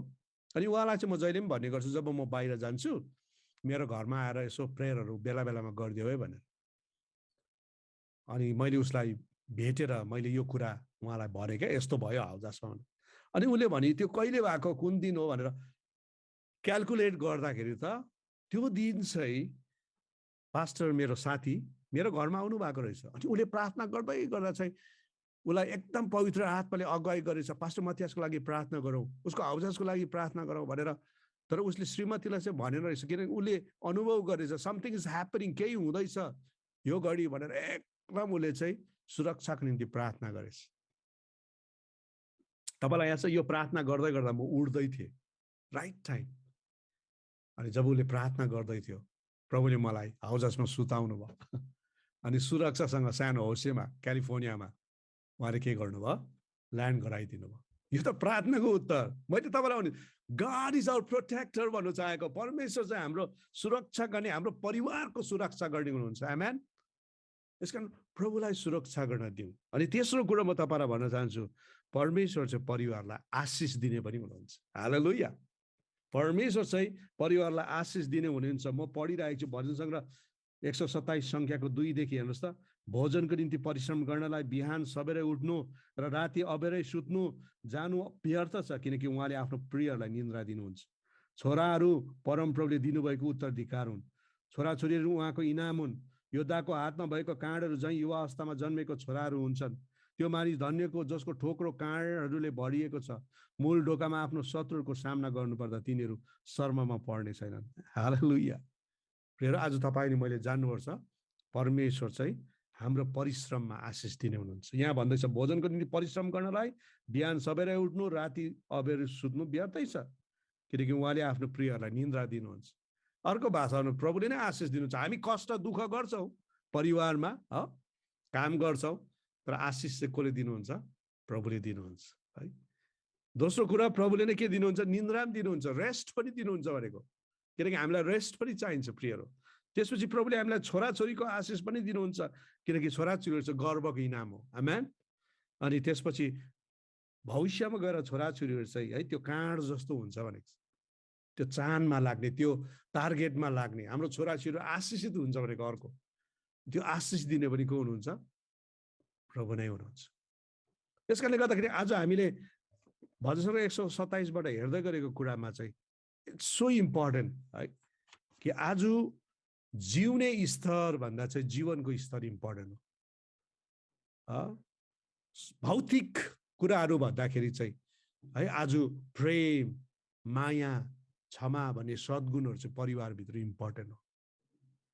हामीले याद गर्नुपर्छ, हामीले इँटाको घर बनाउँछ होला, तर हाम्रो परिवार बनाउने चाहिँ परमेश्वर हुनुहुन्छ। अनि परिवारलाई रक्षा गर्ने पनि प्रभु हुनुहुन्छ, अनि परिवारलाई आशिष दिने पनि प्रभु नै हुनुहुन्छ। प्रेज गॉड। हालेलुया। अब हामी अलिकति अगाडि बढेर जानेछौँ। त्यो चाहिँ के हो भने नि प्रिय हो, श्रीमान अनि श्रीमतीको कुरा गरौँ, अनि है हाम्रो जिम्मेवारी अनि नानीहरूको कुरा हामीहरू अलिकति गर्छौँ। अनि यो कुराहरू भनेर मेरो शिक्षालाई म सक्दछु, तर यो कुराहरू चाहिँ एकदमै व्यवहारिक, आत्मिक व्यवहारिक छ। यसलाई तपाईँहरूले राम्रोसँग सुन्नुहोस्, नोट पनि गरिराख्नुहोस् है।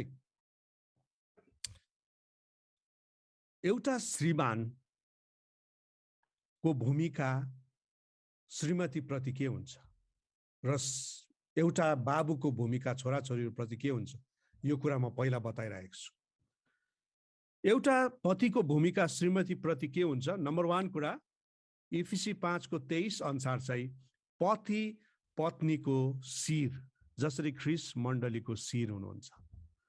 हामीले यो एफिसी 5:22 देखि हेर्दै गयो भने सबै कुरो ख्रीष्टसँग तुलना गरेर भनेको छ है। यो कुरा चाहिँ नबिर्सौँ, ख्रीष्टसँग तुलना गरेको छ, किनकि मैले तपाईँलाई भनिहालेँ यीशु प्रभु पनि दुला हुनुहुन्छ अनि मण्डली चाहिँ दुलही हो। यसकारण जब विवाहको कुरा आउँछ नि, गॉड इज इन्ट्रेस्टेड। जब फ्यामिलीको कुरा आउँछ, परमेश्वरले रुचि राख्नुहुन्छ। अनि मैले तपाईँलाई भन्दै थिएँ, प्रभु यीशुले सबैभन्दा पहिलो मिराकल पनि कानाको विवाहको भोजमै गर्नुभएको छ। हालेलुया। यस कारणले गर्दाखेरि जे कुरो यहाँ भनिएको छ ख्रीष्टसँग तुलना गरेर भनिएको छ। अनि याद गर्नुहोस्, पति चाहिँ पत्नीको शिर हो, जसरी ख्रीष्ट मण्डलीको शिर। शिर भनेको के हो? शिर भनेको चाहिँ दबाउने कुरा होइन प्रिय, बस भनेको होइन, हिटलर डिक्टेटर भनेको होइन प्रिय। शिरको अर्थ चाहिँ हो एउटा रेस्पोन्सिबिलिटी, जिम्मेवारी भनेको। हेर्नुहोस् त, हाम्रो पनि यो टाउको छ नि, यो टाउको ब्रेन छ। अब यो चाहिँ पागल जस्तो भइदियो भने, यहाँ चाहिँ गडाङगुडुङ भयो भने हाम्रो सबै शरीरै गडाङगुडुङ पागलै भइहाल्छ। सो यो शिरले चाहिँ सठिकसँग सोच्नु, सठिकसँग यसले कम्युनिकेट गर्नु, सञ्चार गर्नु, यसले सठिकसँग आदेश दिनुपर्छ हाम्रो शरीरलाई। एउटा पति पनि पत्नीको शिर हो, अनि त्यो ब्रेन, त्यो शिर चाहिँ ठिक हुनुपर्छ। यो चाहिँ जिम्मेवारी हो, दबाब होइन, तर जिम्मेवारी हो। दोस्रो कुरो, पतिले पत्नीलाई प्रेम गर्नुपर्छ जसरी ख्रिस्टले मण्डलीलाई गर्नुभयो। एफिसी 5:25 जसरी ख्रिस्टले मण्डलीलाई कसरी गर्नुभयो? उहाँले आफ्नो प्राण क्रुसमा दिनुभयो, बलिदान सहितको प्रेम गर्नुभयो। भने एउटा पतिले पनि पत्नीलाई प्रेम चाहिँ मुखले मात्र होइन, लुगा किनेर मात्र होइन, कपडा किनेर मात्र होइन, तर बलिदानसँग गर्नुपर्छ।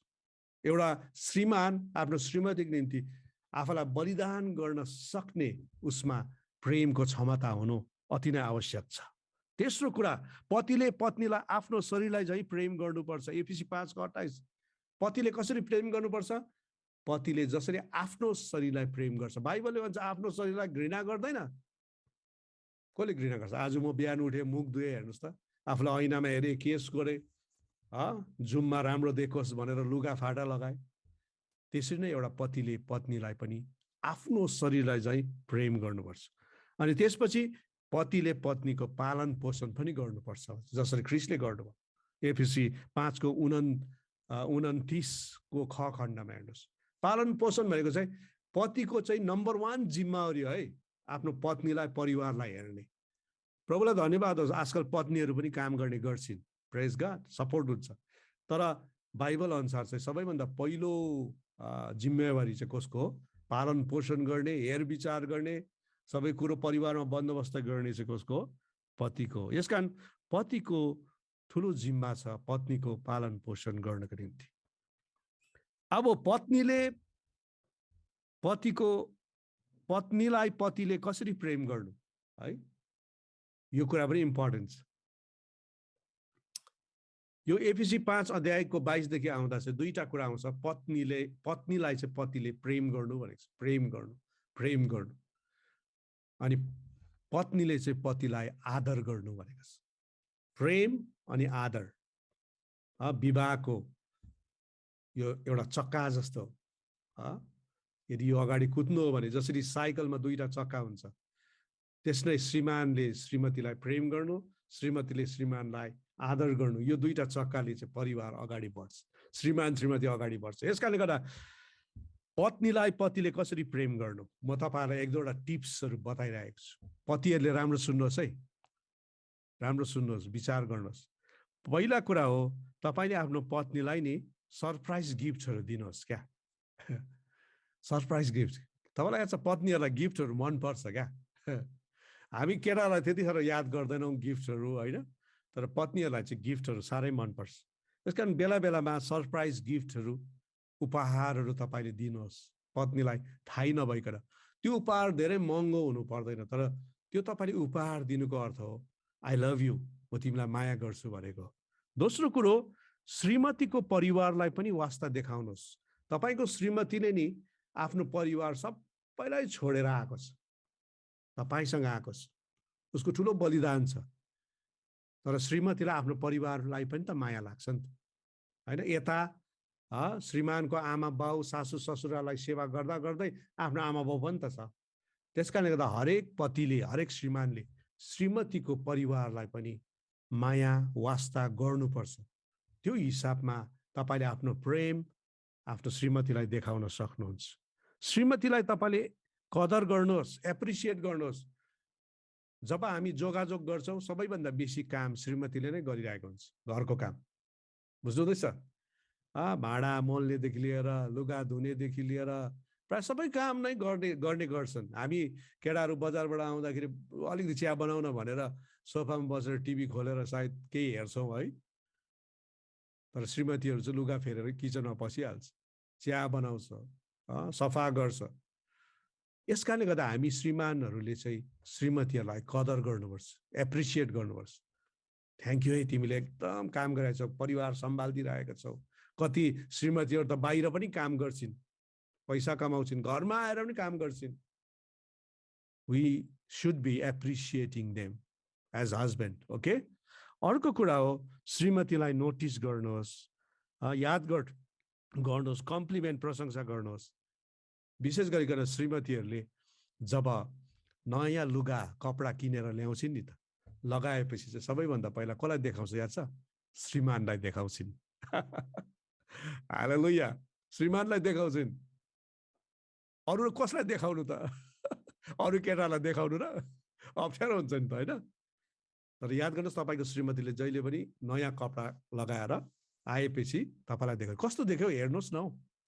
अनि हामी केटाहरू चाहिँ कोही बेला यस्तो हुन्छौँ कि यादै गर्दैनौँ क्या, राम्रै देख्यो है, हामी आफ्नै धुनमा हुन्छौँ। तर याद गर्नुहोस् श्रीमतीलाई त्यसो गर्दा मन दुख्छ। तपाईँले पुरा है ध्यानसँग एकदम राम्रो देखेछ तिमीलाई, कति युआर लुकिङ ब्युटिफुल।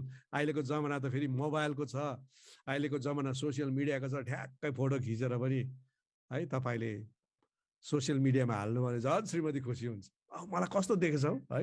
त्यहाँदेखि अरूले पनि सोध्नु थाल्छ नि त। त्यस कारणले गर्दा तपाईँले तपाईँको श्रीमतीलाई एप्रिसिएट गर्नुहोस्, कम्प्लिमेन्ट गर्नुहोस्, यु लुक ब्युटिफुल भनेर। हामी श्रीमानहरू चाहिँ नि असल चरित्रको बनेर श्रीमतीलाई जहिले पनि सुरक्षा दिनुपर्छ है। तपाईँलाई याद छ दिदी बहिनीहरूले दुईटा कुराहरू खोज्छ श्रीमानबाट, एउटा चाहिँ हो प्रेम, अर्को चाहिँ हो सुरक्षा। जहिले पनि श्रीमतीहरू आफ्नो श्रीमानसँग हुँदाखेरि चाहिँ सुरक्षित अनुभव गर्छ। यस कारण हामी श्रीमानहरूको एउटा ठुलो भूमिका चाहिँ के हो भने we should protect our wives. हाम्रो श्रीमतीलाई हामीले प्रोटेक्ट गर्नुपर्छ, सुरक्षा दिनुपर्छ, यो हाम्रो ठुलो भूमिका हो। अर्को कुरा छ तपाईँ श्रीमान, म श्रीमान, हामी चाहिँ वफादार, फेथफुल, विश्वासयोग्य श्रीमानहरू हुनुपर्छ। श्रीमती हुँदाहुँदै अर्को स्त्रीसँग सम्बन्ध राख्ने श्रीमानहरू हामी हुनु हुँदैन। हामीले जुन माया हामीले देखाउँछौँ, हाम्रो माया चाहिँ हाम्रो वफादारी, हाम्रो फेथफुल कुरामा चाहिँ देखिनुपर्छ। तपाईँलाई याद छ परिवारलाई भत्काउने एउटा सबैभन्दा डरलाग्दो रोग छ क्या यो चाहिँ कोरोना भाइरस भन्दा पनि डरलाग्दो छ, अहिलेको ओमिक्रोन डेल्टा भन्दा पनि डरलाग्दो। त्यो चाहिँ के हो याद छ तपाईँलाई? त्यो चाहिँ हो आँखा लगाउनु। आँखा लगाउनु चाहिँ एउटा डरलाग्दो भाइरस हो। अनि आँखा चाहिँ कहिले लाउँछ भन्दा चाहिँ जब चाहिँ यो वफादारी चाहिँ हट्छ नि, यो जुन फेथफुल विश्वास योग्यता चाहिँ भत्किएर जान्छ, आँखा लाउने काम सुरु हुन्छ। यदि तपाईँले आफ्नो श्रीमतीप्रति वफादारी विश्वास योग्यता देखाउनु भने कहिले पनि तपाईँको श्रीमतीले तपाईँलाई आँखा लगाउँदैन, न तपाईँले श्रीमतीलाई लाउनुहुन्छ। मैले बिहा गर्दाखेरि चाहिँ नि, मैले बिहा गर्नु अगाडि मेरो श्रीमतीलाई मैले के भने भन्दा, हेर म त सेवाकाईमा निस्केको मान्छे हो, त्यस कारण सेवाकाईमा म दाजुभाइहरूसँग बोल्नुपर्छ, दिदी बहिनीहरूसँग बोल्नुपर्छ। अनि मैले उसलाई यही भने, तिमीले मलाई आँखा नलगाऊ है, प्लिज ट्रस्ट मी, मलाई विश्वास गर है भनेर मैले उसलाई भने। तपाईँलाई याद छ 25 वर्ष भयो, कोही बेला म सेवाकाईमा निस्किँदाखेरि कोही बेला 2 महिना 3 महिना जति नै म बाहिर हुन्छु। तर अहिलेसम्मको दौडमा प्राय 25 वर्ष भयो, उहाँले कहिले पनि मेरो श्रीमतीले मलाई आँखा लगाएको छैन। अनि आँखा लगाउने काम पनि मैले गरेको छुइनँ। यो कुरा इम्पोर्टेन्ट हो प्रिय। कतै तपाईँको त्यस्तो समस्या छ भने तपाईँले हटाउनुपर्छ। अर्को हो, हामी दाजुभाइहरू पुरुषहरू चाहिँ पतिहरू चाहिँ सफा सुग्घर पनि बस्नुपर्छ है। म चाहिँ पास्टरको परिवारबाट आएको, अलिकति रफ टप हाम्रो परिवारहरू। मेरो श्रीमती चाहिँ मैले हिजो भने नि ब्रिटिस आर्मीको छोरी, एकदम साफ सुग्घर। मेरो श्रीमती चाहिँ एकदम अहिले पनि एकदम सफा है, क्लिन। मैले नि एडजस्ट गर्नु पर्यो क्या, मैले सिक्नु पर्यो। अनि अहिले पनि म पनि 100% त म राम्रो छुइनँ तर मैले कोसिस गरिरहेको छु म पनि श्रीमतीलाई सफा बस्नुको निम्ति सहयोग गर्ने, आफै पनि है सबै कुराहरू मिलाउने मैले कोसिस गरिरहेको छु प्रिय। दिदी बहिनीहरूलाई चाहिँ साफ सुग्घर मनपर्छ है। अर्को कुरा चाहिँ हो क्षमा दिनुहोस्। तपाईँको श्रीमती पर्फेक्ट छैन, परिपक्वता छैन बिचरा, उसले पनि भुल गर्छ। एउटा हस्बेन्डले उसलाई क्षमा गर्नुपर्छ। हामी हस्बेन्डहरूले पनि भुल गरी पठाउँछौँ प्रिय। हामीले आफ्नो श्रीमतीलाई क्षमा माग्नुपर्छ। ओके। अनि अर्को कुरा हो, कोही बेला घुम्नु जानुहोस्, डिनरमा जानुहोस्, एउटा समय तपाईँहरूको आफ्नो सेपरेट तपाईँले राख्नुहोस् जसमा तपाईँले आफ्नो प्रेमलाई त्यहाँ दर्शाउन सक्नुहुन्छ। प्रार्थनामा सँगै समय बिताउनुहोस्। अब श्रीमान चाहिँ शिर भएको कारणले श्रीमानले नै यो कदम उठाउनु पर्ने आवश्यकता आउँछ। तर दुःख लाग्दो कुरा चाहिँ के छ भने प्राय मण्डलीमा नि बरु श्रीमतीहरू आत्मिकी हुन्छ, आमा दिदी बहिनीहरू श्रीमानहरू कता हो। आमा दिदी बहिनीको सेवा हुँदाखेरि उनीहरू यति धेरै हुन्छ, पुरुषहरू कता हो, कता हराइरहेको छ। आज बाउहरू हराइरहेको छ। तर याद गर्नुहोस्, बाउ चाहिँ शिर हो अनि आत्मिकी पारिवारिक जीवनको रखवाल गर्ने पनि बाउ नै हो। त्यसकारण तपाईँहरू कोही यहाँ पुरुषहरू हुनुहुन्छ आत्मिकी तौरमा प्रार्थनाको कुरामा ढिलाइ हुनुहुन्छ भने यो शिक्षाबाट म तपाईँहरूलाई बताउन चाहन्छु तपाईँको ठुलो भूमिका छ है परिवारमा आत्मिकी कुरा प्रार्थनाको कुराहरू अगाडि ल्याउने। अनि हामी पुरुषहरू भएर चाहिँ हामीले जान्नुपर्छ कि हामीले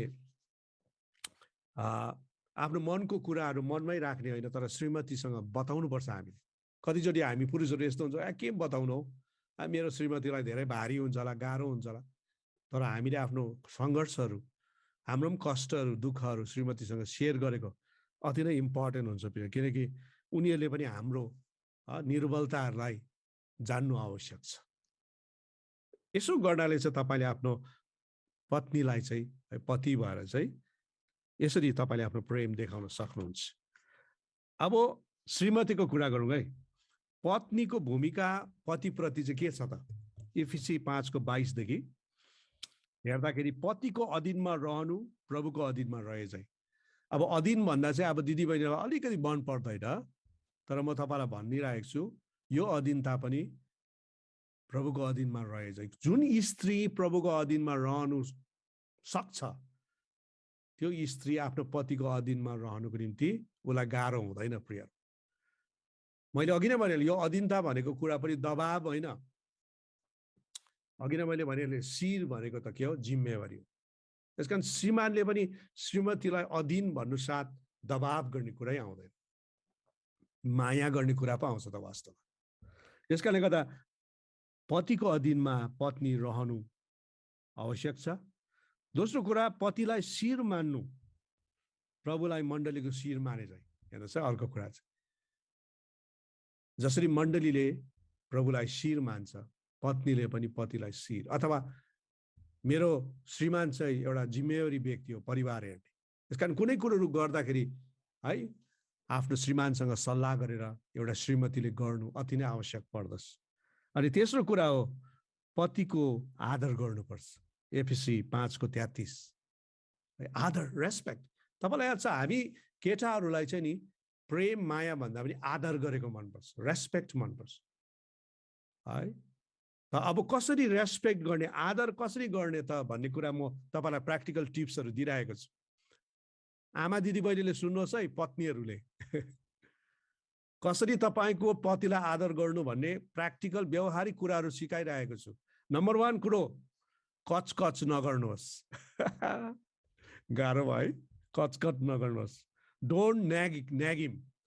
बाइबलमा लेखेको छ कचकचे स्त्रीसँग बस्नु भन्दा घरको एक कुनामा बस्नु राम्रो अरे क्या। त्यसकारणले गर्दाखेरि हामी दाजुभाइहरूलाई पुरुषहरूलाई चाहिँ कचकच गरेको चाहिँ मन पर्दैन। तपाईँले एक खेप कुरा भन्नुहोस्, बढीमा 2 खेप भन्नुहोस् है, तपाईँको श्रीमानले बुझिहाल्छ। तर एउटै कुरो 10 खेप 20 खेप भन्दा त्यो श्रीमानलाई के भन्नु झर्को लाग्न थाल्छ।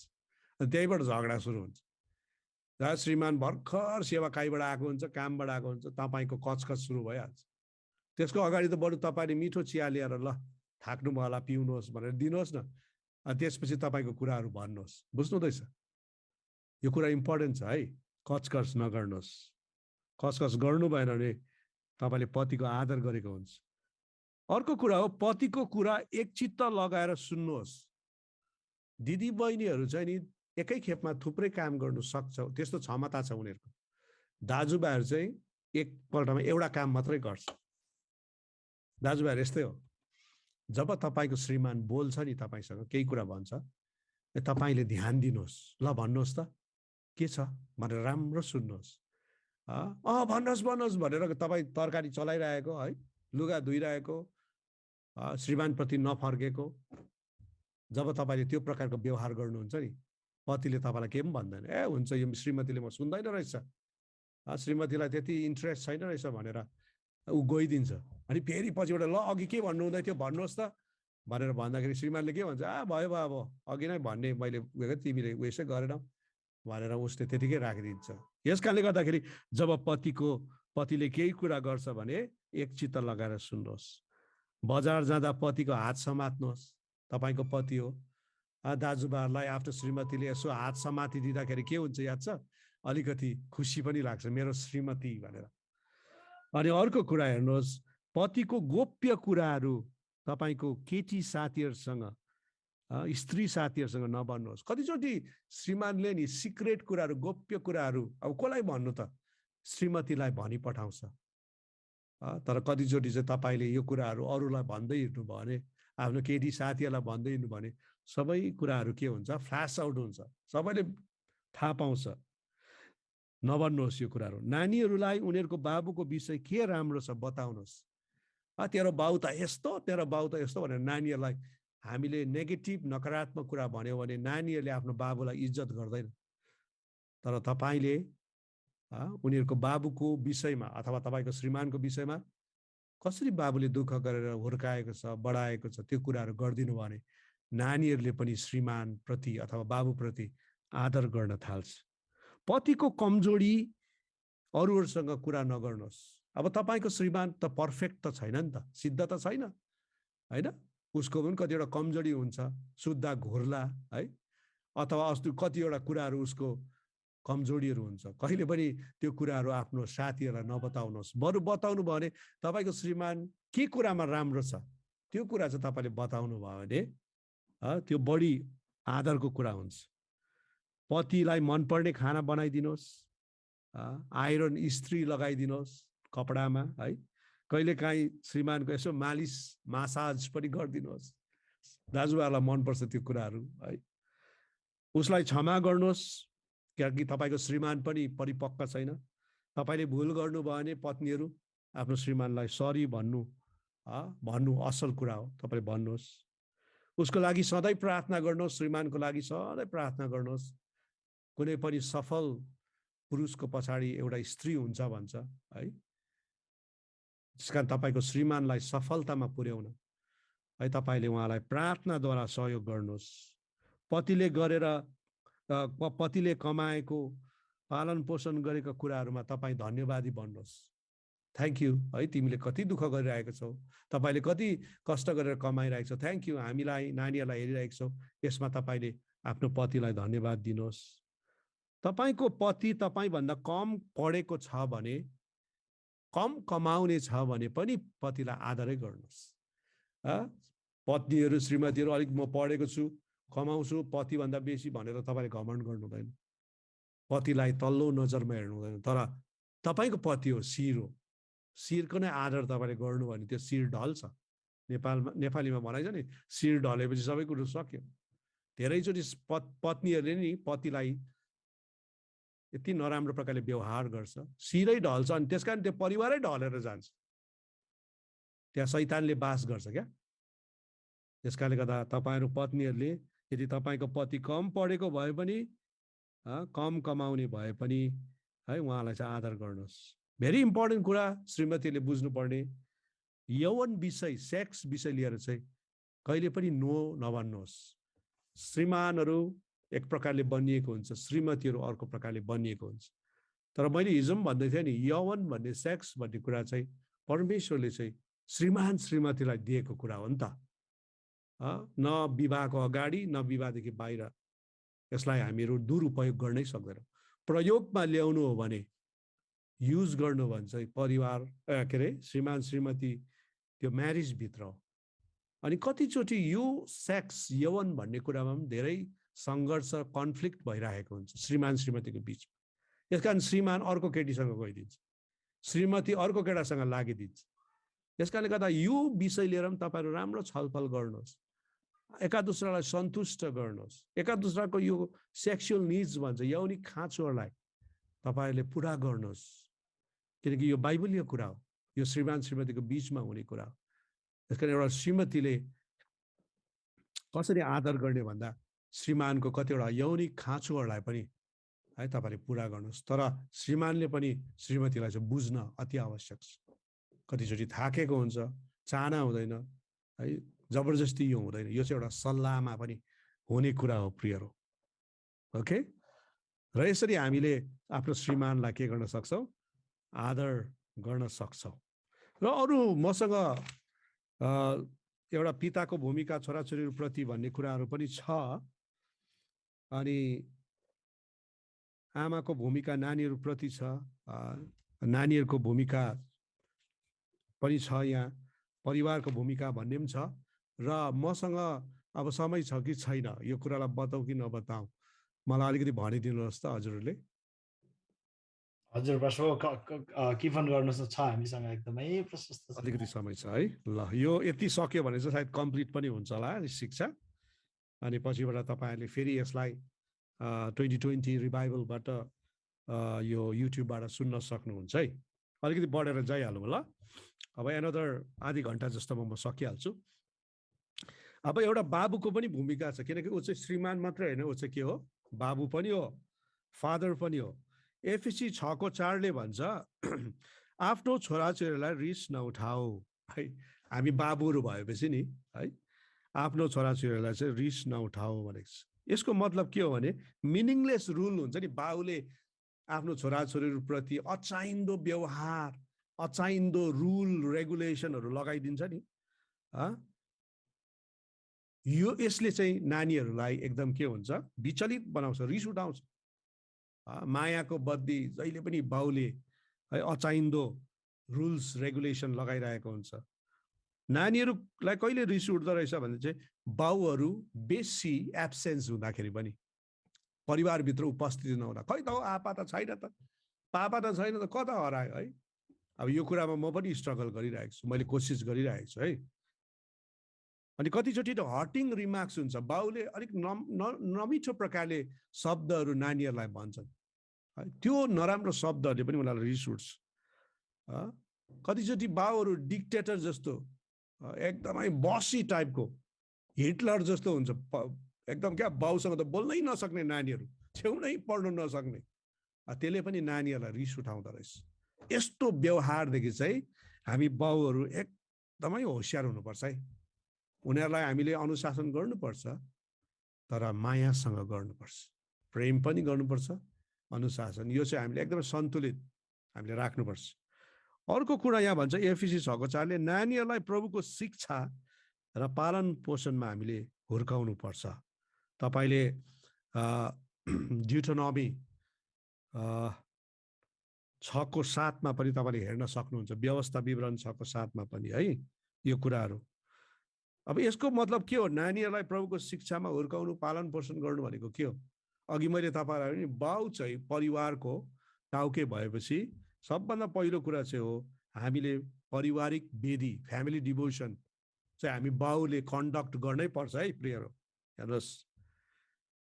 अनि बाउको जुन लाइफस्टाइल छ, जीवनशैली पनि है एउटा आत्मिकी जीवनशैली हुनु अति नै आवश्यक छ प्रियहरू। अनि हामी बाउहरूले पर्सनल काउन्सिलिङ, नानीहरूलाई कोही बेला राखेर उनीहरूसँग बातचित गर्नु, परामर्श दिनु, काउन्सिलिङ गर्नु एकदमै इम्पोर्टेन्ट छ। अर्को कुरो, बाउहरू हामीले नानीहरूलाई गाइड गर्नुपर्छ ठिक बाटोमा। पढाइको क्षेत्रमा हेऱ्यो भने बाउहरूले उनीहरूलाई ठिकसँग गाइड गर्नु, खालि कमाएर ल्याएर पैसा दिएर एउटा स्कुलमा हालेर मात्रै हुँदैन। त उनीहरूको भविष्य के हो, कसो हो, केमा जाने, एकदम हामीले उनीहरूलाई गाइड गरिदिनुपर्छ।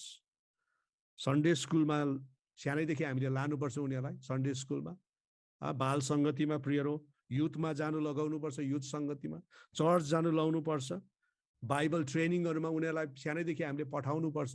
यसरी उनीहरू आत्मिक तौरमा, शारीरिक तौरमा, मानसिक तौरमा, सबै कुराहरूमा उनीहरू बढेर जान्छ। यसरी प्रभुको शिक्षा र पालन पोषणमा हामी एउटा बाउले बढाउन सक्छौँ है।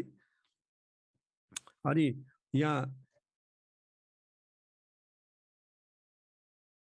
हामीले हितोपदेश 13:24 भन्छ छडी नचलाउने बाबुले छोरालाई घृणा गर्छ, तर छोरालाई प्रेम गर्नेले त्यसलाई बाल्यकालदेखि अनुशासन गर्छ। एउटा भनाइ छ अङ्ग्रेजीमा, spare the rod spoil the child. यदि हामीले छडी लगाएन भने नानीहरूलाई बिगार्छौँ अरे। अब यो छडी चाहिँ साँच्चै छडीकै कुरा हामी नगरौँ है, तर हामीले उनीहरूलाई अनुशासन भनेको, छडी नै लगाएर बेल्टले कुटेर नानीहरूलाई अनुशासन गर्ने कुरा आउँदैन। अहिले त अब नियमले पनि दिँदैन प्रिय, तर हामीले सानैदेखि उनीहरूलाई मुखैले पनि अनुशासन गर्न सक्छौँ, नकुटिकन पनि अनुशासन गर्न सक्छौँ। अनि उनीहरूलाई के गर्न सक्छ, हामीले सठिक बाटोमा उनीहरूलाई ल्याउन सक्छौँ। यसकारणले गर्दाखेरि हाम्रो नानीहरू चाहिँ अनुशासित हुनको निम्ति बाबुको चाहिँ एउटा ठुलो भूमिका छ। पहिला कोरिन्थी 11 को 1 ले परिवारको लागि एउटा नमुना बन्नुपर्छ हामी बाबुहरू है। नानीहरूले चाहिँ नि बाउलाई हेर्नु सकोस्, my hero is my dad, मेरो बाबु चाहिँ मेरो हिरो हो भन्नु सकोस् न। कलिउड बलिउड अथवा हलिउडकोहरू होइन, फुटबलर होइन, my hero is my dad. आज म तपाईँलाई भन्न चाहन्छु नि, मेरो जीवनको हिरो चाहिँ मेरै बाबु हुनुहुन्छ, जसले 87 वर्षको उमेरसम्म पनि प्रभुको सेवा गर्नुहुँदैछ। अहिले हामी दुईजना सँगै पनि सेवाकाई गर्छौँ। म ड्राइभिङ गर्छु, उहाँ बस्नुहुन्छ, हामी गएर विवाह दिन्छौँ, मगनी गरिदिन्छौँ, सेवाकाईहरू थुप्रै गरिरहन्छौँ। यसकारण म तपाईँलाई एकदम गर्वसँग भन्छु प्रभुमा, my dad is my hero. बुझ्नुहुँदैछ, मेरो नमुना हो उहाँ। अनि पहिला कोरिन्थी 3 को 5 ले भन्छ, आफ्नो परिवारलाई तह लगाउनु नसक्नेले कसरी प्रभुको मण्डलीलाई तह लगाउँछ भनेको छ। आज धेरै पास्टर्सहरू लिडर्सहरूको घर हेर्नुहोस् त, नानीहरू ड्रग एडिक्ट भइरहेछ, नानीहरू अपवित्र बिहा भागेर गरिराखेको छ। कति दुःख लाग्दछ, किनभने त्यो पास्टर त्यो लिडरले नि आफ्नो परिवारको वास्ता गर्दैन, खालि मण्डली मात्रै कुदिरहेको छ, खालि मिनिस्ट्री भनिरहेको छ, आफ्नो परिवारलाई सानैदेखि तह लगाएको छैन, अनुशासन गरेको छैन, प्रभुको शिक्षामा हुर्काएको छैन। यसकारण धेरै पास्टर्स लिडर्सहरू यो कुरामा फेल भइरहेछ। तर आज तपाईँ नि मैले जान्नुपर्ने कुरा चाहिँ, एज लिडर्स हामीले परिवारलाई तह लगाउनु सकेन भने परिवारलाई कसरी लगाउने? कतिचोटि हेर्नुहोस् त, परिवारकै कारणले पास्टरहरू स्टेप डाउन भइरहेको हुन्छ, सेवाकाई गर्नु उनीहरूलाई गाह्रो भइरहेको हुन्छ। यसकारण प्रियहरू, आज हामी कतिजना यहाँ लिडर्सहरू पनि छौँ, म लगायत, यो मेरो लागि पनि हो, हामीले परिवारलाई चाहिँ राम्रोसँग सम्हालौँ। अब अर्को कुरा चाहिँ हो, एउटा आमाको भूमिका नानीहरूप्रति के छ? तपाईँहरू जतिजना यहाँ आमाहरू हुनुहुन्छ, नम्बर 1 कुरो, प्रे फर देम, उनीहरूको लागि प्रार्थना गर्नुहोस्। आमाहरू, आमाको प्रार्थना चाहिँ शक्तिशाली हुन्छ। यो भन्दै गर्दाखेरि म फेरि मेरै साक्षी दिन्छु। जब म सानोमा हुर्किँदै थिएँ नि, मेरो आमाले मेरो नाउँ काडी काडी प्रार्थना गरेको कानले सुन्थे। म बिचमा अलिकति बिग्रेर जाँदाखेरि पनि 15-16 वर्षको उमेरमा मेरो आमाले त्यत्तिकै रूपमा मेरो नाउँ काडी काडी प्रार्थना गरेको सुन्थे। आज म तपाईँलाई भन्छु, मेरो आमाको प्रार्थनाले गर्दा मेरो जीवन बदलिएको हो। हालेलुया।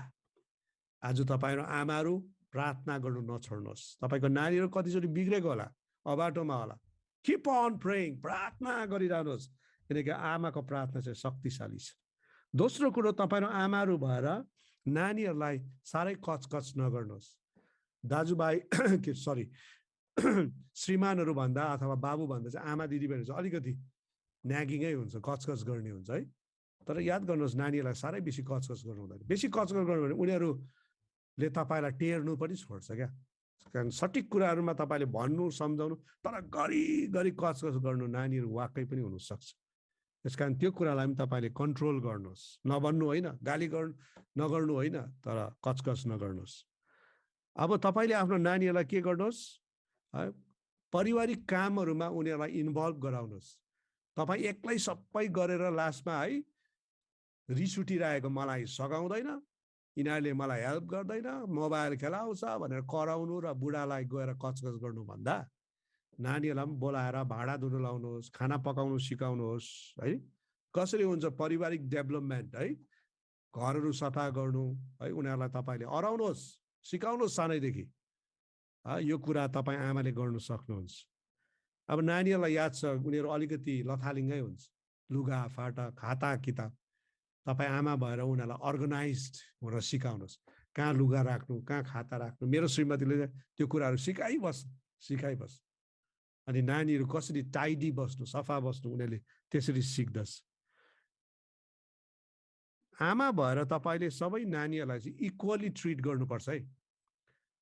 जेठालाई अथवा जेठीलाई चाहिँ अलिक बेसी माया, कान्छीलाई कम्ती माया, अनि मुखले भन्दा पनि यो जेठा त तँभन्दा राम्रो छ भनेर कान्छीलाई भन्नु, त्यस्तो राम्रो हुँदैन।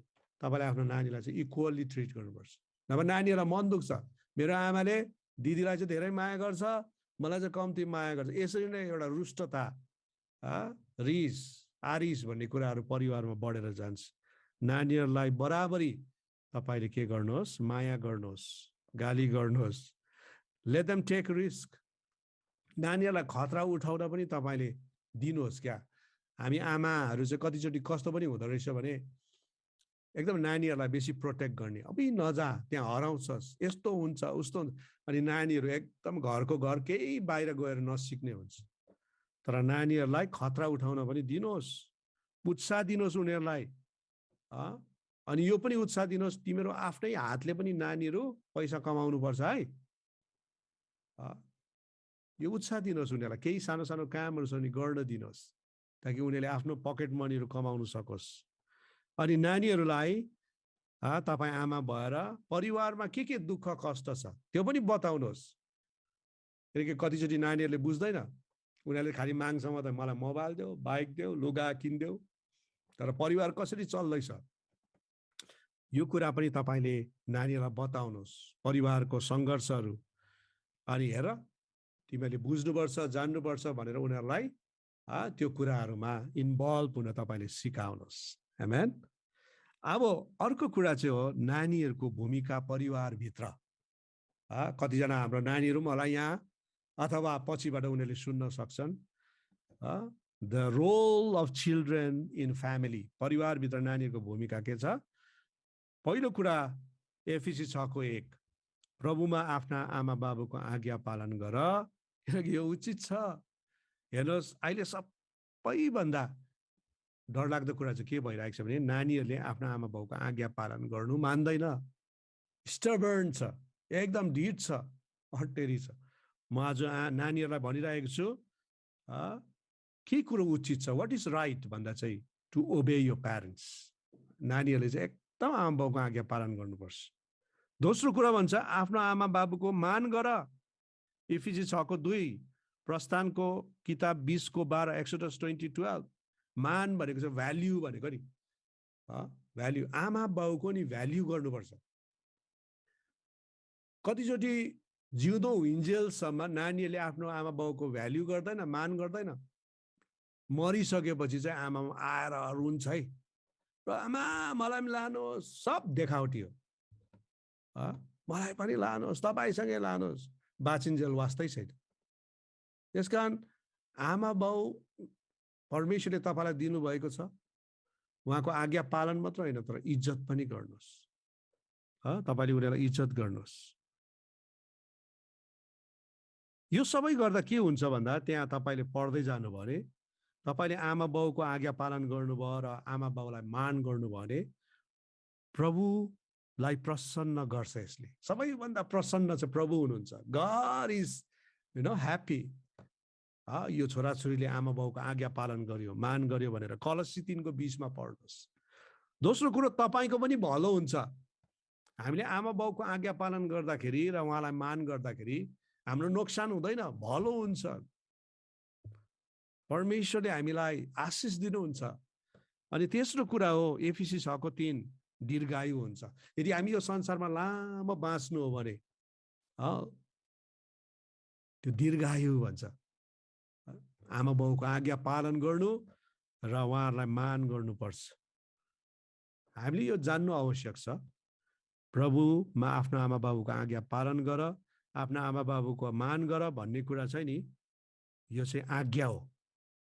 हेर्नुहोस्, यो चाहिँ आज्ञा हो। यो चाहिँ बिन्ती होइन, रिक्वेस्ट होइन। It is a commandment, it's not a request. हामी प्रत्येक क्रिस्चियन छोराछोरीले चाहिँ आज हामीले आफ्नो आमा बाउको आज्ञा पालन गर्नु र उहाँको मान गर्नु चाहिँ परमेश्वरले दिनुभएको आज्ञा हो। सो आज्ञालाई चाहिँ तपाईँ नि मैले के गर्नुपर्छ? मान्नुपर्छ। अब छोराछोरीहरूले कसरी आफ्नो आमा बाबुलाई माया गर्नु? पहिलो कुरा, आमा बाबुलाई प्रेम गर्नुहोस्। हामी बढ्दै जाँदा उनीहरू पनि दिनदिनै बुढाबुढी हुन्छन्। यो कुरा चाहिँ याद गर्नुहोस्। मेरै बुवा 87, मेरै आमा 81 पुगिसक्नुभयो। हामी बढ्दै जान्छौँ तर हाम्रो आमा बाउ बुढाबुढी हुन्छ। उनीहरूलाई माया गर्नुहोस्, एक दिन उहाँहरू बितेर जानु सक्छ। Love them. अर्को कुरो, हामी पनि आमा बाबु नभएसम्म उनीहरूको प्रेमलाई बुझ्न सक्दैनौँ है। जबसम्म मेरो जेठी छोरी जन्मेन नि तबसम्म आमा बाउको माया के हो भने बुझिनँ। किनकि जेठी छोरी जन्मिएपछि चाहिँ है मैले जेठी छोरीलाई स्याहार्नु पर्यो, हुर्काउनु पर्यो, उसको न्याकपिनहरू धोइदिनु पर्यो, नुहाइदिनु पर्यो है। अनि मैले त्यति बेला बुझेँ हाम्रो आमा बाबुले हामीलाई कसरी हुर्काएको रहेछ भने। त्यसकारण छोराछोरीले यो कुरालाई बुझ्नुहोस्, उनीहरूलाई माया गर्नुहोस्। उनीहरूको खाली चौकी देख्दा मात्र उनीहरूको मूल्य थाहा हुन्छ। तपाईँलाई याद छ, आमा बाउहरू सधैँ एउटा ठाउँमा बस्ने गर्छन्। मेरो आपा पनि उसको बस्ने एउटा ठाउँ छ क्या।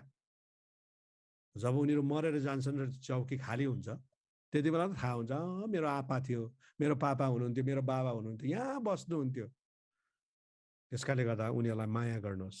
तिमी सानो छँदा तिम्रो आमा बाउले तिमीलाई छोडेनन्। अब तिम्रो आमा बाउ बुढाबुढी हुँदा तिमीले पनि आमा बाउलाई छोड्नु हुँदैन। दुःख लाग्दो कुरो के भइरहेछ, बुढाबुढी भएपछि चाहिँ अहिले बुढाबुढी बस्ने घरमा राखिदिन्छ, ओल्ड एज होमतिर राखिदिन्छ आजकल। पहिला पहिला त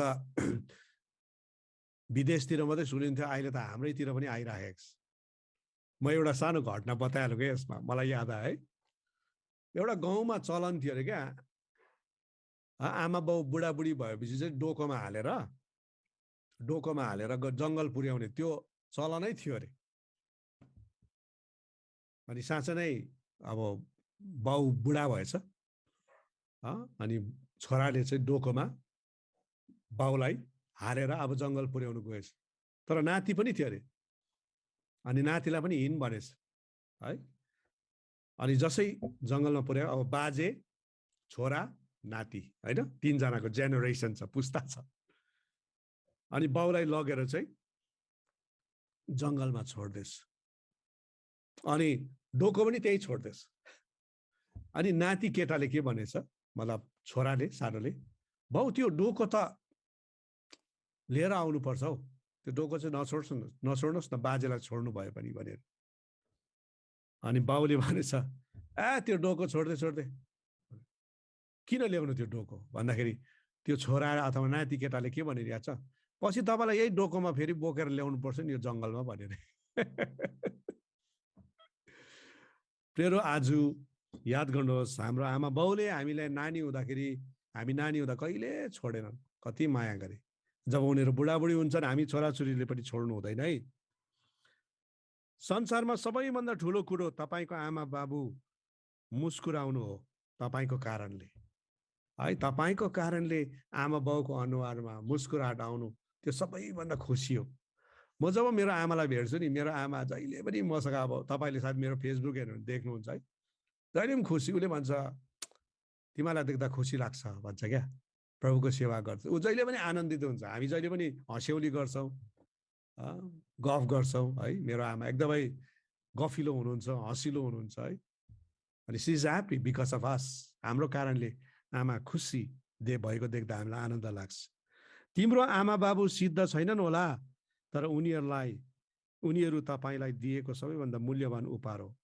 आमा बाउहरू पनि सिद्ध छैनन् है, यो कुरा याद गरौँ। तर पनि हामीलाई परमेश्वरले दिनुभएको उपहार हो आमा बाउ। तपाईँलाई याद छ, मेरो आमा बाउको लागि म सधैँ एउटा प्रार्थना गर्छु, जसरी प्रभु तपाईँले मोसालाई लामो आयु दिनुभयो, स्वास्थ्य जीवन दिनुभयो, मेरो आमा आपालाई पनि दिनुहोस् भनेर म सधैँ प्रार्थना गर्छु। हालेलुया।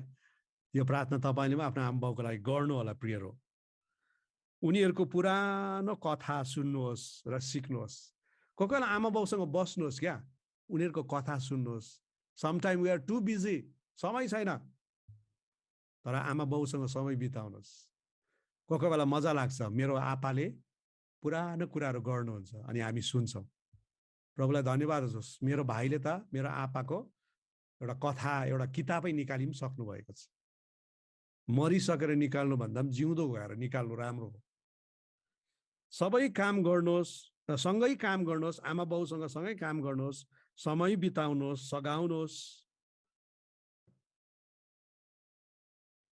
आमा बाउले रिस उठाए पनि मन्द रहनुहोस्, क्षमा गर्नुहोस् भुल गर्दा। आमा बाउले पनि त रिस उठाउँछ नि कोही बेला, तर मन्द रहनुहोस्, बिचरा बुढाबुढी भएको छ, उनीहरूलाई क्षमा गर्नुहोस्।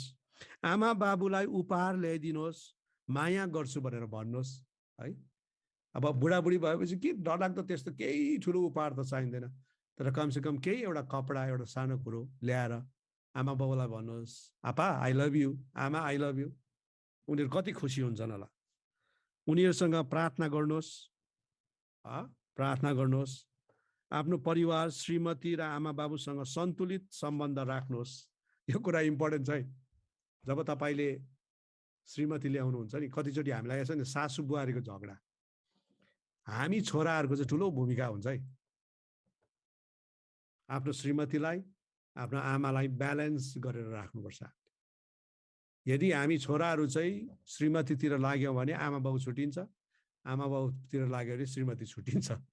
त्यस कारण हामीले ब्यालेन्स गर्नुपर्छ, एकदम सन्तुलित राख्नुपर्छ।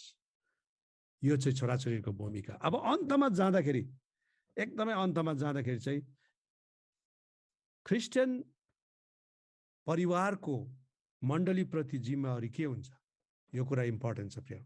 What is the responsibility of a Christian family in the church? तपाईले याद गर्नुहोस्, प्रत्येक ईसाई परिवार चाहिँ मण्डलीमा एकदमै इम्पोर्टेन्ट छ, मण्डलीभित्र एकदमै मुख्य छ।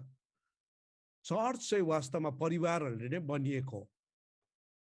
परिवारद्वारा नै एउटा मण्डली स्थापना हुन्छ। एउटा मण्डली गठन हुनमा परिवारको ठुलो हात छ।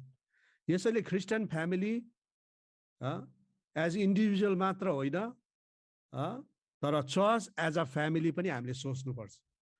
म मेरो परिवार मात्र होइन, तर हामी जुन एउटा ठुलो परिवारमा आएको छौँ जसलाई चर्च भन्छ, यो विषय पनि हामीले सोच्नुपर्छ।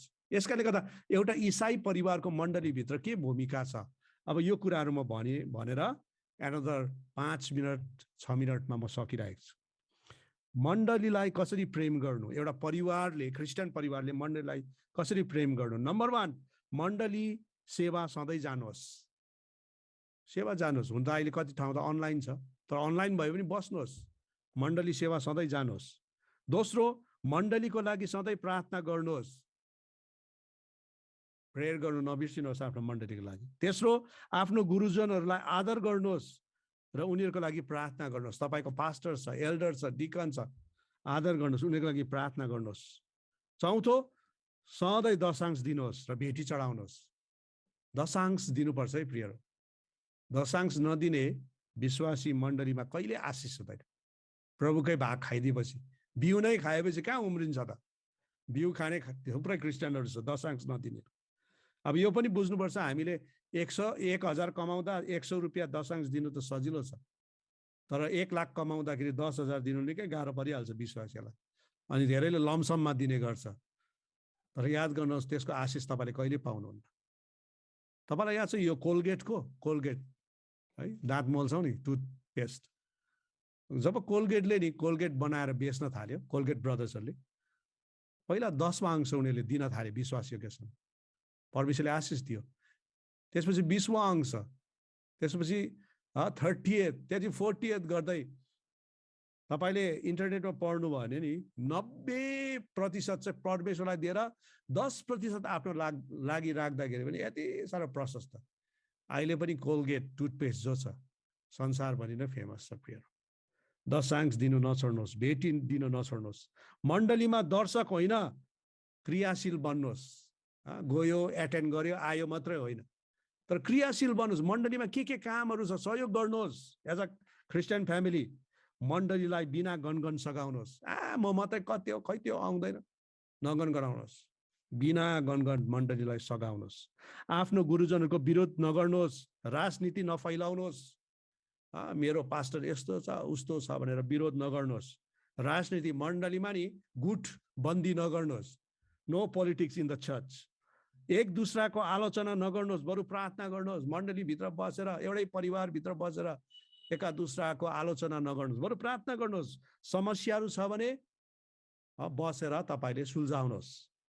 विधवा, गरिब र खाँचोमा परेकाहरूको सधैँ सहायता गर्नुहोस् मण्डलीभित्र। हेर्नुहोस्, परमेश्वरले तपाईँलाई आशिष दिएको छ, तर मण्डलीभित्र कति गरिब दुखीहरू पनि छन्। विधवाहरू, खाँचोमा परेकालाई सघाउनुहोस्। गुरुजनहरूलाई सहयोग पुर्याउनुहोस्, इम्पोर्टेन्ट छ। हेर्नुहोस् त, हाम्रो पास्टर गुरुजनहरूले, लिडर्सहरूले कति दुःख गरिरहेको हुन्छ। तपाईँलाई याद छ तपाईँको पास्टरको बर्थडे कहिले हो भनेर? कहिले तपाईँको पास्टरको बर्थडेको सेलिब्रेसन गरिदिनु भएको छ? ह्याप्पी बर्थडे भन्नुभएको छ? वर्षमा एकचोटि पास्टरलाई तपाईँले केही गिफ्ट दिनुहुन्छ? यस्तो चलनै छैन हाम्रो नेपाली चर्चहरूमा। अहिले यसो देख्दाखेरि अमेरिकातिर चाहिँ मैले नेपाली है बुद्धिस्ट चर्चहरूतिर यो कतिवटा कुराहरू देखिराखेको छु, राम्रो कुरा। तर याद गर्नुहोस्, पास्टरको बर्थडेलाई थाहा गर्नुहोस्, पास्टरलाई इज्जत गर्नुहोस्, सहयोग पुर्याइदिनुहोस्। पास्टरको पनि धेरै स्ट्रगल्सहरू छ, धेरै गाह्रो छ। कतिचोटि चाहिँ अचम्म चाहिँ के हुन्छ भने विश्वासीहरू पास्टरलाई नै पैसा माग्नु आउँछ हौ। छक्क लाग्दो कुरा चाहिँ पास्टरकोमा चाहिँ यति छ जस्तो नि। र पनि तपाईँलाई याद छ पास्टर गुरुजनले कस्तो गरेर विश्वासीहरूलाई पैसा दिन्छ, तर दुःख लाग्दो चाहिँ फर्काउँदैन र त। धेरैले फर्काएको छैन, मेरो पनि। प्रियरो, पास्टर्स गुरुजनहरूको, लिडर्सहरूको इज्जत गर्नुहोस्, सहयोग गर्नुहोस्। मण्डलीमा रहेर नम्र, क्षमाशील र दयालु बन्नुहोस्। हेर्नुहोस् है, मण्डलीमा बसेर नि झगडालु नहुनुहोस्, बाठे नहुनुहोस्। क्षमाशील, नम्र हुनुहोस्, दिन हुनुहोस् मण्डलीमा बसेर है। एका दोस्रोलाई उत्साह दिनुहोस् मण्डलीमा बसेर। एका दोस्रोलाई उत्साह दिनुहोस्। झुटा शिक्षाको विरोध गर्नुहोस्। आज धेरै झुटा शिक्षाहरू आइरहेको छ। तपाईँको पास्टरले तपाईँलाई के सिकाउँछ त्यो कुरा इम्पोर्टेन्ट हो। अरूले के सिकाउँछ त्यो इम्पोर्टेन्ट होइन। यदि अरूले केही कुरो सिकाइरहेको छ र तपाईँलाई शङ्का लाग्यो भने आफ्नो पास्टरलाई सोध्नुहोस्। बुझ्नुहुँदैछ?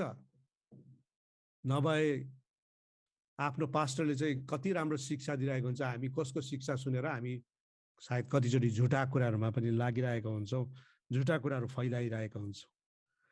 यदि तपाईँलाई अगुवा हुनलाई प्रभुले र मण्डलीको अगुवाहरूले बुलाहाट दिन्छ भने प्रार्थना सहित त्यसलाई ग्रहण गर्नुहोस्। कतिचोटि तपाईँलाई देख्छ राम्रो छ यो भाइ, यो दिदी, यो बहिनी, ल उसलाई हामी पास्टर बनाऊ, डिकन बनाऊ, डिकनेस बनाऊ, एल्डर बनाऊ। जब बुलाहाट तपाईँलाई दिन्छ नि प्रार्थना सहित त्यसलाई ग्रहण गर्नुहोस्। यदि परमेश्वरले तपाईँलाई बोलाउनु भएको नि लिडरसिपमा तपाईँ आउनुहोस्। मण्डलीमा जिम्मेवारी लिएर जिउने असल ख्रिस्टीय परिवार बन्नुहोस्। यस्तो होस् न मण्डलीमा पास्टर यो परिवार कस्तो राम्रो, सब जिम्मा लिएर गरिदिन्छ, यस्तो परिवार तपाईँ नि म बन्नुपर्छ। मण्डलीको मिसन वर्क, सुसमाचारीय काममा पनि भाग लिनुहोस्। मण्डलीभित्र मात्रै होइन तर मण्डलीले बाहिर पनि काम गर्नुपर्छ। सुसमाचारहरू सुनाउनुपर्छ, मिसन ट्रिपहरू छ, सहयोग गर्नुहोस्, पैसा दिनुहोस्। कतिचोटि तपाईँ आफै जानुहोस्, जानु सक्नु भएन भने प्रार्थना गरिदिनुहोस्, भेटीहरू दिनुहोस्। अनि अन्तमा चेला बन्नुहोस्। इसाई मात्र होइन, चेला बन्नुहोस्। Be are disciple. अनि अरूलाई पनि चेला बनाउनुहोस्। मत्ती हामी सबैलाई याद छ है, 28:18-19 जाऊ अनि चेला बनाऊ। प्रभुले क्रिस्चियन बनाऊ भनेर। यदि हामी क्रिस्चियन मात्रै भयो भने चाहिँ कहिले पनि हामी अगाडि बढ्दैनौँ। चेला बन्नुहोस्, चेला बनाउनुहोस्। यसरी मण्डली चाहिँ एकदमै वृद्धि अनि शक्तिशाली भएर जान्छ। कसको कारणले? एउटा इसाई परिवारको कारणले गर्दाखेरि। र परमेश्वरले यो वचनमा, यो शिक्षामा हामी सबैलाई आशिष दिउन्। म आशा राख्छु हामीले यो 3 दिनसम्म गरेको सेवाकाईबाट मण्डली परिवार, यो ख्रिस्टीय परिवार विषय लिएर हामीले धेरै कुराहरू सिकेका छौँ। अब सिकेका छौँ, it is time to put it into practice. अब यसलाई चाहिँ अभ्यासमा, व्यवहारमा ल्याउने समय हो प्रियरो। त्यसकारण तपाईँले आफैले आफैलाई, तपाईँको परिवारलाई प्रभुमा अर्पण गर्नुहोस्, ताकि तपाईँले यो सिकेको कुराहरूलाई व्यवहारमा ल्याएर परमेश्वरको महिमाको निम्ति, मण्डली र ख्रिस्टको राज्यको बढ्तीको निम्ति यो कुरालाई प्रयोगमा ल्याउन सकेको। आउनुहोस् हामी प्रार्थना गरौँ। प्रभु धन्यवाद हामीसँग बोल्नुभएको यो सुन्दर वचनको लागि।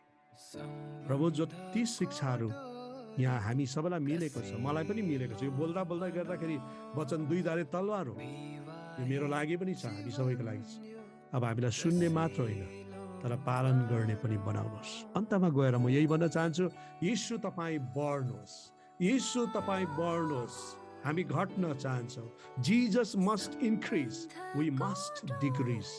प्रभु तपाईँ बढ्नुहोस्, हामी घट्न चाहन्छौँ यीशुको नाममा। आमेन, आमेन।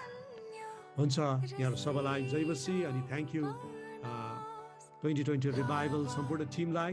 तपाईँहरूले मलाई यो मौका दिनुभएको निम्ति म आशा गर्छु यो सबै शिक्षाहरूद्वारा हामी सबै आशिषित भएका छौँ र म पनि धेरै आशिषित भएको छु। र परमेश्वरले 2020 रिभाइभललाई धेरै आशिष दिउन्। अनि तपाईँहरू जतिजना यहाँहरू हुनुहुन्छ तपाईँहरूलाई परमेश्वरले धेरै आशिष दिएको होस्। जय मसीह।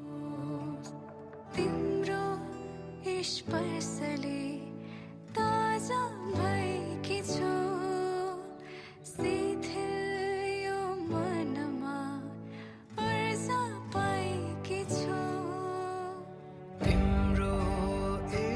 हर्षले ताजा भएको छु शिथिल यो